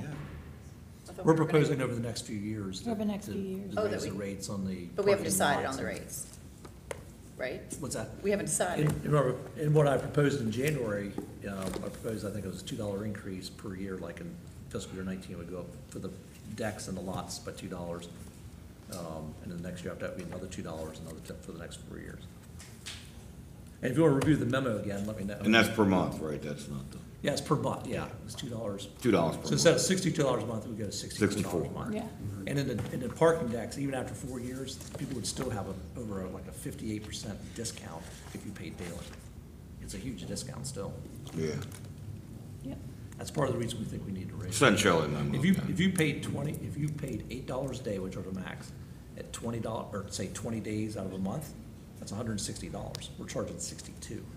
It's a huge discount. If we go up $2, you're still paying, you're still getting us 60%. Passes are good 24/7. Our passes are, yeah, good 24/7, so. Frederick is 90. So to finish parking, on page 28, the very abbreviated snapshot of, it says capital outlay. That's all their capital improvement projects. It's a very abbreviated version. If you prefer, under the capital improvement program section, section 8, you can see those in a little bit more detail and for the out years only, 19 through 23. And that would be section 8, page 166. The very first one is third parking deck. But in section 8, you're gonna notice there's only a handful that are for parking. So they start on page 166 and end on page 169. So other than the one page that is nothing but an additional and a third parking deck, then there's continuous upgrades to our current parking decks, parking vehicles, which in the next 5 years, we're only looking at replacing one. Again, we don't have staff really in the parking fund. Page 169, parking lot improvements and what we're looking to do there on an annual basis. We had started a couple years ago where they're doing updates on all of the central parking lots. Just a point on the parking deck, because as we've talked about this over the last, 10 years, one of the things that we often hear is, if you're going to build a deck here, it needs to be 600 spaces. And I see in here that we have something proposed for 359. 360 spaces. And that was based on, I think that was based on the lot at Antietam Street, correct, and what we thought we could build in there. And so all I'm saying is to this body is, during the course of that discussion, as momentum occurs for this parking deck, I see we've got a figure in here of like $7 million. And there are going to be other parties through that process that will encourage this body, to do something more, something larger, something more expensive. And that's great for those other parties to want to encourage us to spend more money doing those things. But I would hate for that type of conversation to delay actually doing something unless those other parties plan to bring money to the table to accomplish it. So what I'm saying is, I don't want to wait 7 years to build a 600-space deck if we identify money now to build a 360-space deck, because that deck is going to be needed. And I know There's always the fourth location. Right. When we get to that point. Right. There's always that additional location, and I think that, and I frankly think that that's one of the best things that Frederick did was, as they identified a location, they built one, and they paid it down. They identified the next location, they built one, and so there isn't some huge singular one or some huge few of them in specific locations. They put them in those locations, at a size that's generally needed in those locations as they've needed them, and I think that's went a long way to boosting development around each of them in each of those locations, because it almost acts like a catalyst itself in those specific blocks, rather than sort of consuming the entire block without that ability to develop around it. Yep.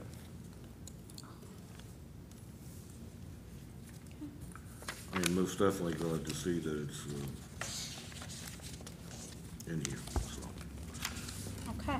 Anything else, Michelle? No. So next week I'll be back. We'll look at Economic Redevelopment Fund, a little bit on CDBG fund, and then we can look at some general fund capital projects sometimes. And remember Because I know next week is a pretty packed. Yeah, and next week will be your. Public hearing. Your public hearing, and then your introduction of your ordinances for the budget and for the tax. And before that, Great. we'll have the work session and then the after session. Yes. Yes. Before the public hearing at 7. Public when the hearing is not tax till rate- 7, but you will have a work session where you will also have your public forum regarding the Chapter 197 changes. Yep. Kitty, you're up. Thank you. Did you want a copy of it?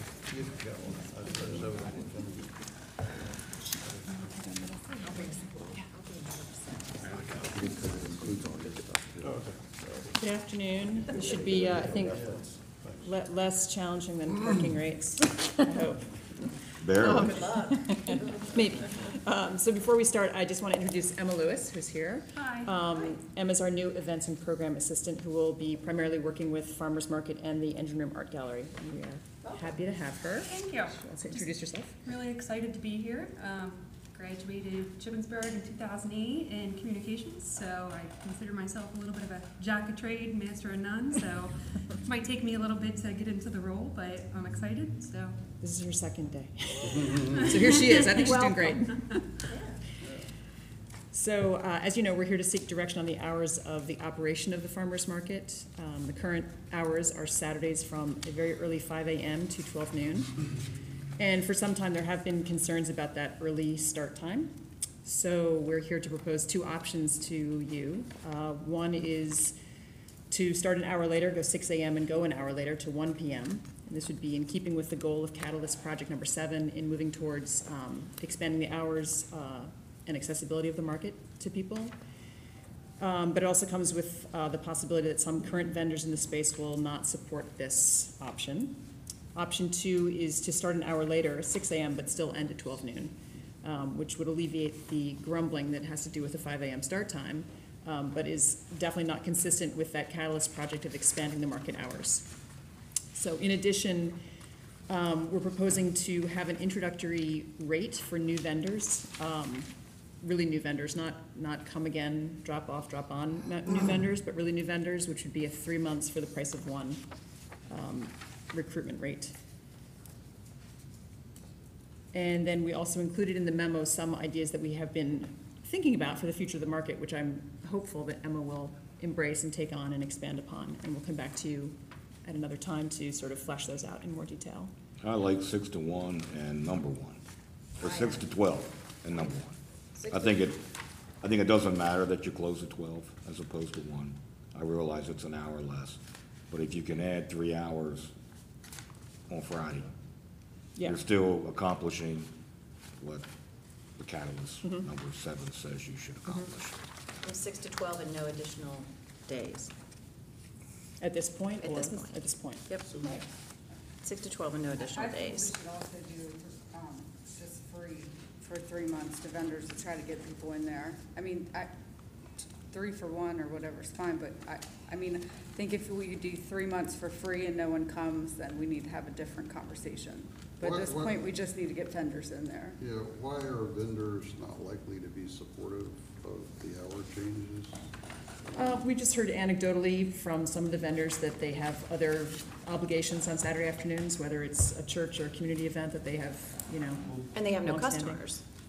Yeah, but I also think it comes down to, and I was there for, I don't know, 6 months or so as a vendor, you know, and I heard these concerns firsthand, and I completely agree with Emily, and I've had this conversation with the vendors at that time.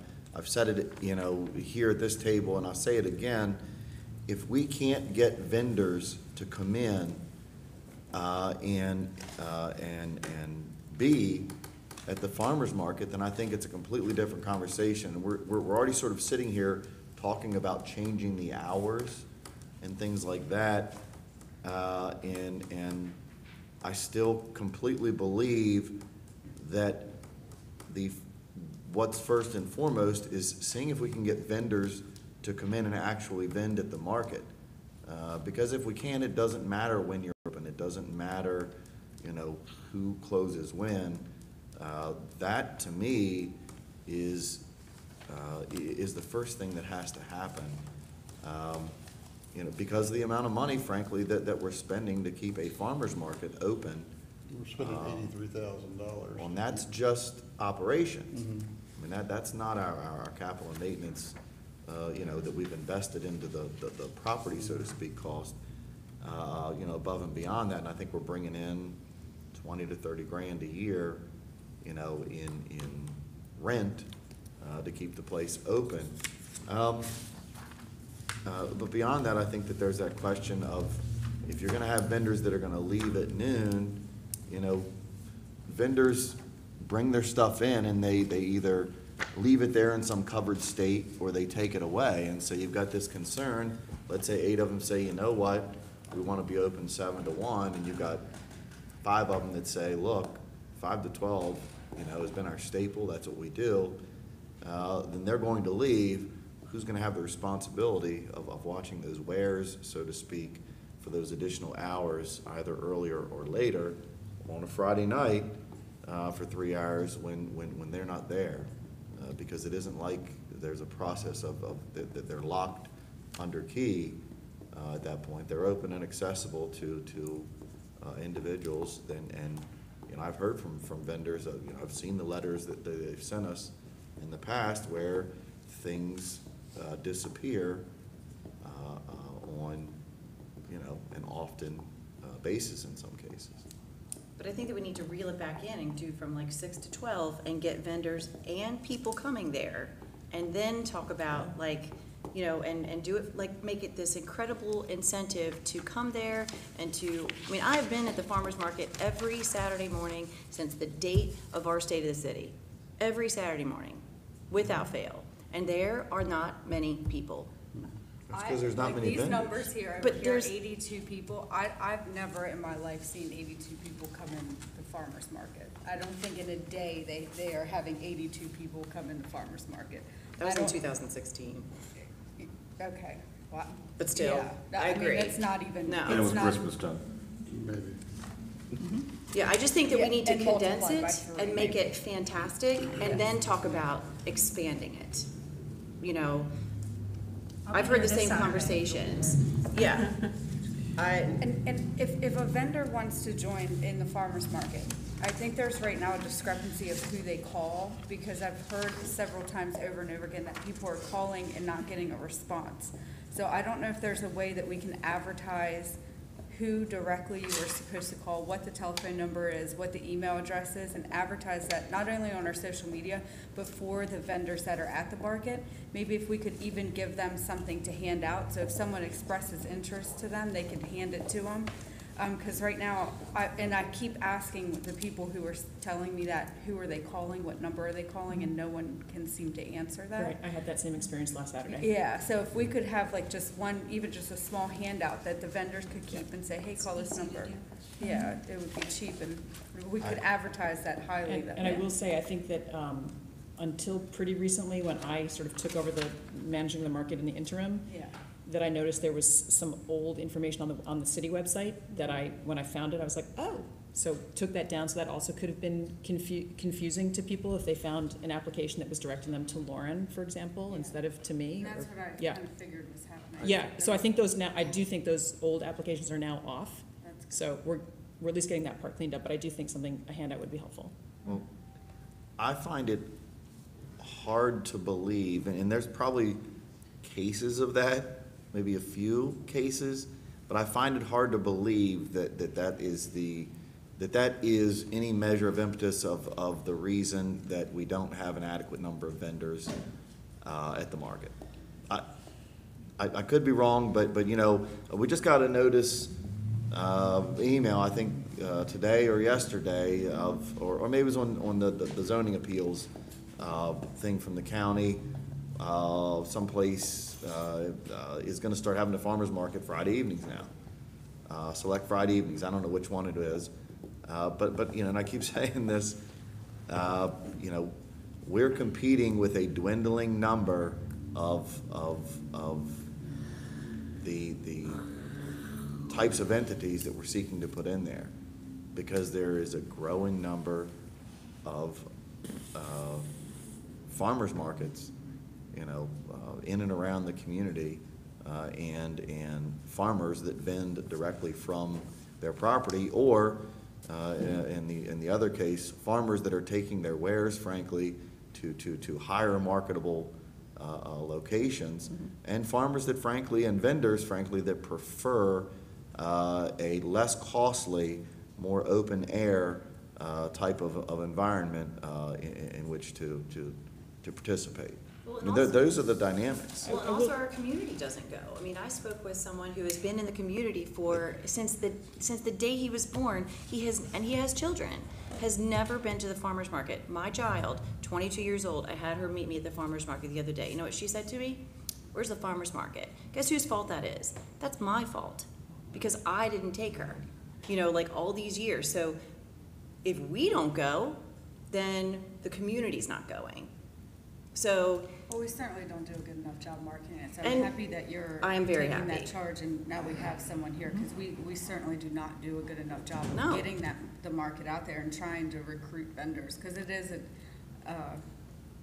we're competing big time. I do with some think of these that other- what we have that no other farmer's market has, at least in Washington County, is a building, which Well, allows us to Pennsylvania be. Dutch has a building, Which does? and that place is packed. Yeah, So but that's, every week. that I would hardly So say is a busy. farmer's market in the style of a farmer's market. Well, I can tell you, in this day and age, in the conveniences of the shopping public, that's the one they prefer to go to, by and large, on a regular basis. We Yeah, cannot but- compete with that. I We agree can with pretend that we Chris. can, but we can't compete with that business model that they've established. then we need to create a different business. I mean, it's Well, something it's not- unique. It's different. The Should be Pennsylvania different. Dutch Market doesn't have, music, and they don't have, whether we get a beer vendor out front and, wine or something. The problem you have, though, is right now what you got is a farmer's market, and you're describing something different than a farmer's market. And, the problem is, I personally think the problem's been identified long ago by Kristen. We just identified it again. It's known as competition. When you compare, for instance, our farmer's market to the Pennsylvania Dutch, just the parking, just the sheer parking. And, I mean, I can tell you, if I'm gonna buy a watermelon, I'm gonna drive to Smithsburg, where I'm gonna carry that watermelon approximately 10 feet from the place I pick it up to the trunk of my car. If I wanna buy a watermelon at the farmer's market and carry it to my car, that's the only thing I'm buying there, and I probably won't be able to carry it to my car. So, the problem you have is competition. There are farmers markets everywhere. There's also HVAC companies everywhere. Yeah, but. I mean, But the problem is, this farmer's market is not convenient in comparison to its competition. That's my point. And what's really sad is that we can't seem to attract our downtown residents there. Here's the difficulty for me, and I agree there's farmers markets everywhere. In fact, one last year just got started in Myersville, right? So they had one in Middletown. The guy that's running the Middletown comes up and he starts the Myersville one, right? I think they started out like 4 or 6 vendors, and they might be up to 20 if they're lucky at this point. But what they do is they set up once a week. I think it cost them a whopping $10 to come in, set up one of their makeshift booths for the day, open their wares, and then are there for 6 hours and then are gone. And it doesn't cost that town a single dime to have that occur. It doesn't cost the guy operating that a single dime. Whose property they sitting to on? run it. They're sitting on the Myersville Fire Company's property. It doesn't cost a dime. Well, I'm just saying, I mean, you gotta have property someplace to set it. Yeah, and if you talk about the one at Shepherdstown, and I sat right in this room next door and listened to a young lady from Clear Spring indicate why they go to the one at Shepherdstown, why they would never bring their stuff down here, even as a farming vendor, a farmer in Clear Spring, because of the market, because of the cost, because of the rules and regulations. I think that gets to some of your point of why certain vendors don't go in, is because in these setups, there are specifics, there are criteria that have to be followed, there are specific things you gotta bring, there are specific times you gotta show up and tear down, and so, I think that those are some of the things that were of issue, frankly, when I was there as a vendor. I'd go and I go, okay, I'm here, and I see there's 6 others here set up this morning, And the person that has, one of the spots down in the back, I haven't seen them for a month. And that creates issue, especially when you're a vendor paying 10 times what it costs, roughly, to set up in a temporary open-air style market in a much more marketable location elsewhere. So when was the last time the farmer's market was actually concentrated on? I mean, like, it sounds like your job is the farmer's market in the Well, art space. Yes, and Caitlin Bell, who was her predecessor, was focusing on it quite a bit. Uh-huh. And, How long was Caitlin here? A long time? no, not a long time. How long was she in? 6 months? Yeah. So not very long, not very long. Various staff in my department have focused on the farmer's market.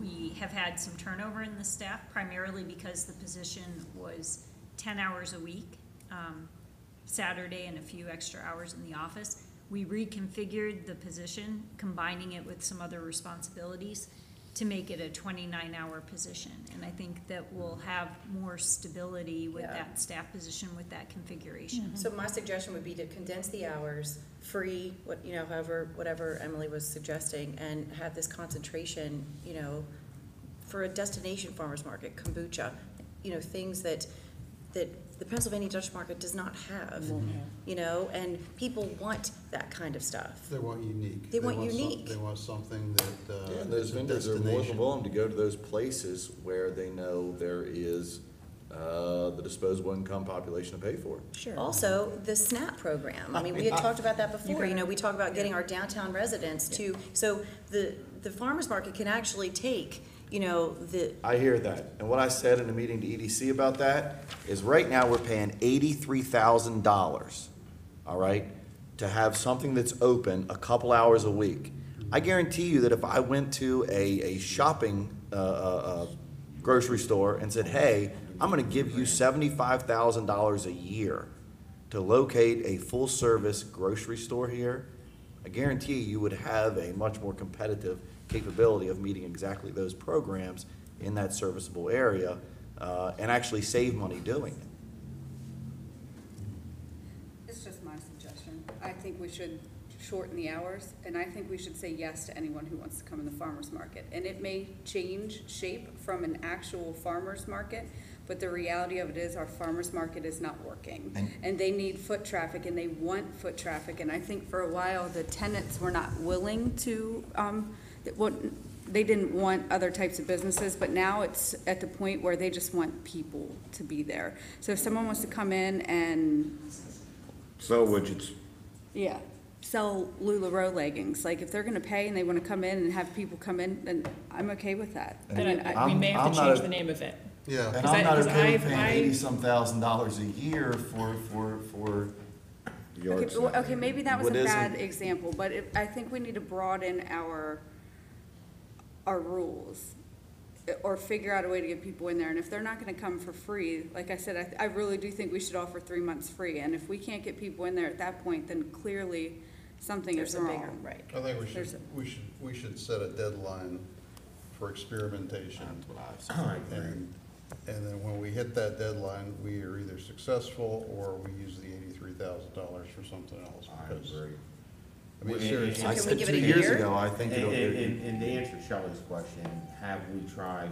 Yeah, we've tried. Matter of fact, we've tried to put it out to get somebody, to pay somebody to manage it, do it privately, and we couldn't get anybody to do that. We've tried, and we've certainly, for years, with JEJ and Lou Scally, I mean, how many times we had the radio station down And they there missed that. live? They mentioned that. I mean, And it was we've done nice. a lot of promotion. I'm not saying we should give up, but I agree with Austin and Kristen.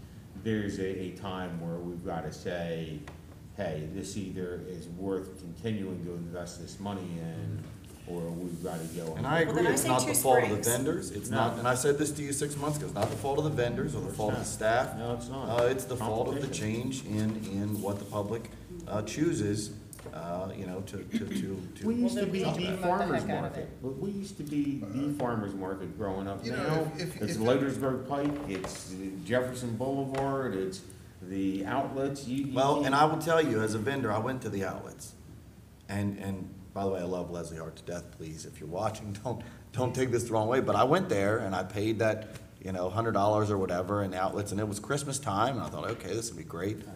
And I can tell you that I did worse there than I did, and so it just, farmer's market. and I think it is, it's a certain level of of saturation, and I've said it before, Holzingers and Herbst and all them, I mean, they're doing things at their properties, and not only do they not have to bring their stuff somewhere and take it back, but in addition, they get people to come to them and buy more because all of their stuff is there, and they're not paying anybody, and I think that's a So hard can thing you to put a time frame compete on it, at least go through the next spring?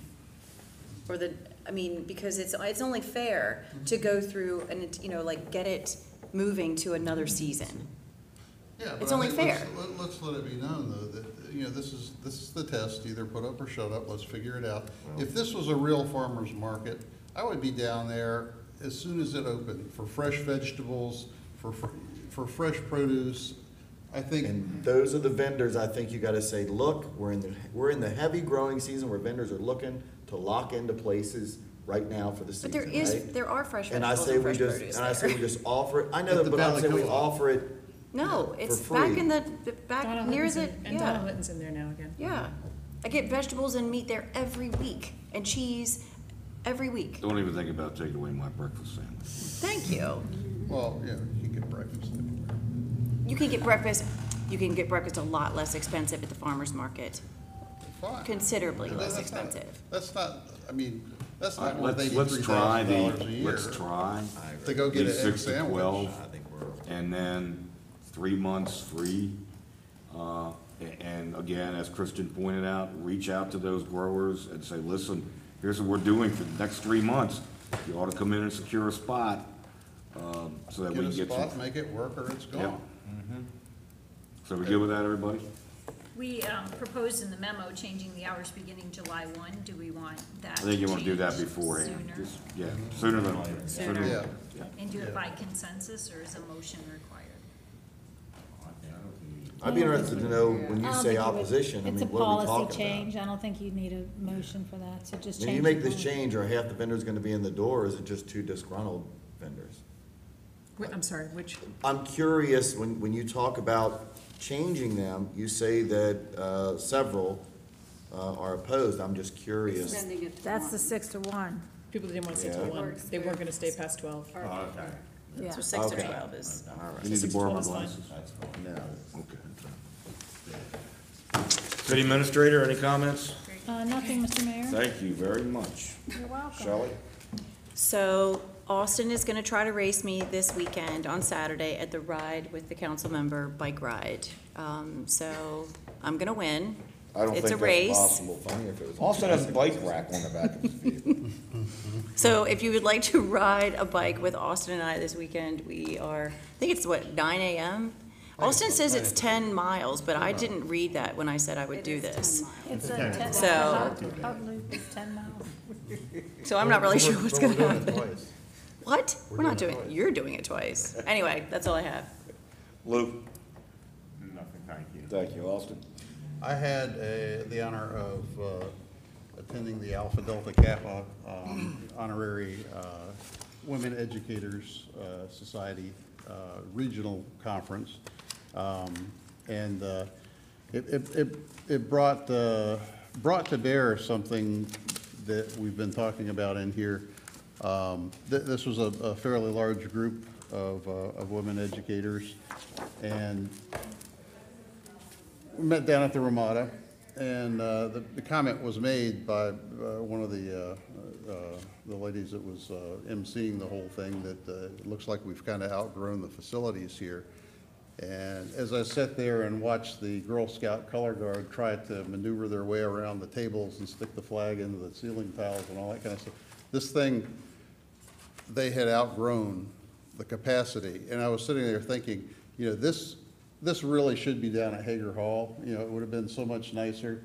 And this group, though, this is really the kind of group that we want to have come into town for conventions. They were talking about all the shopping they did the day before, but as they are looking, though, for a place the ideal thing for them is a place to stay, and a place with breakout rooms, and a place with a big room for their main events and that kind of thing. Boy, wouldn't it be nice for the Garden Plaza if you could actually stay there and use Hager Hall like the old days? And so that just it just hit me sitting there that how much we need a downtown conference center and, something like that with a hotel and breakout rooms and a large facility like that. Where do you do it in town? We used to have it, we don't anymore. I will say this to you. We have a developer in this town who has been a extremely successful developer, and hopefully we've gotten him taken care of, who has a great desire to turn the Dagmar into a hotel, into a real hotel. You take that and work with him to get that done, and the Maryland Theater, what we're seeing, looks like it is the equivalent of what you're talking about. And then you would have the hotel right there, and you would have everything. And so I don't necessarily think I want to name the developer right now, but I think it's something for us all to collectively discuss. I mean, the thought of that instead of the Dagmar, it'd be like intercepting the ball at the 1 yard line and running back 99 yards for a touchdown. Seriously, not only do we gain one thing, but we lose one of the worst we have. Yeah, 'cause, I mean, everyone that I talked to at the conference there, they had driven from all four directions on 81 and 70 from way down in Kentucky and had from all over the place getting here, and it was so convenient because of the hub. We are a hub, Right. you know. When you think about the plaza we're all talking about, and you think about the Dagmar turning into a real, what do they call it, hotels? A boutique. Boutique hotels, yeah. Boutique hotel with that plaza back there with the Maryland Theater, and suddenly you have true downtown redevelopment. So that was my revelation. Kristen? I'd be as happy if they just bought it and mothballed it. That's me. Oh, yeah. Or just wanted to say that, I realize we talk a lot about the budget this evening, and we talked a good while about donations to entities, and, so I'm sure that there'll be some report on that, and I'd just like to put that into perspective as we talk about, funding changes possibly in out years to entities like CRS, et cetera. And I believe that when I looked at it, we were talking about $80,000 is about what we were talking about changing the agency contributions. And if you add in the $100,000 for the Maryland Theater, that comes to about a half of a penny. The 80,000 really comes to about a third of a penny. And again, I'm going to keep harping on this to try and break it down into the average taxpayer sort of desire to understand what that means to them, because hundreds of thousands of dollars of a discussion I don't think means anything. To the average taxpayer, that $80,000 means about $4 a year. Over 12 months, what does that come to? 30 cents a month. So, the total whopping number to the agency contributions, I think is $195,000. With the addition of this, it'll be, about double that for 1 year, and then about $100,000 more than that for the next 2 years, or about a penny and a half, or about $12. And so, when you're talking about a budget of $44 million, roughly, it's important. Yeah, it's important to put that expense in sort of real dollar terms, because I'm sure if you went to the average homeowner, property owner in Hagerstown and said, hey, do you support the Maryland Theater project? They'd probably say yes, and they say, well, we're going to give them an extra $500,000. They probably say, wait a second, and you'd say what that accounts to you is about another $6 to $12 a year over the next 3 or 4 years, and they'd probably say that sounds fine. And so I just think it's important to talk to folks in those sort of simple dollars and cents. And actually, I think it's important to report to folks in those simple dollars and cents. All I have is just a reminder that this weekend is the Bonanza Extravaganza, so I hope to see you guys there. Oh, what are you gonna do? I bought 2 tickets, so we'll see. Fully disclosed. We could try it. Good luck on that. That's it, yeah. Well, you know, Austin, you were talking about your trip out to the Ramada. I'll tell you that I ran into a person who wishes to make an investment in the city of Hagerstown and is looking for the ability to put a Clarion flagship hotel in Hagerstown. And actually, I gave them information on a certain hotel that used to be Clarion. And I said, hey, if you're looking at, you know, if you have an investor out of Philadelphia who's looking to do this, this is where you want to do it at, you know? Bring it back to its glory. Then you, again, and I'm not saying that doesn't negate doing something downtown, but this also adds that extra oomph. So, yeah, Wonderful. Let's figure out a way to make that happen. no kidding. Yeah. So, anyway, and that's all I have. So, have a good one. I have to go up and swear some people in 407, so. Thank you. See you next week.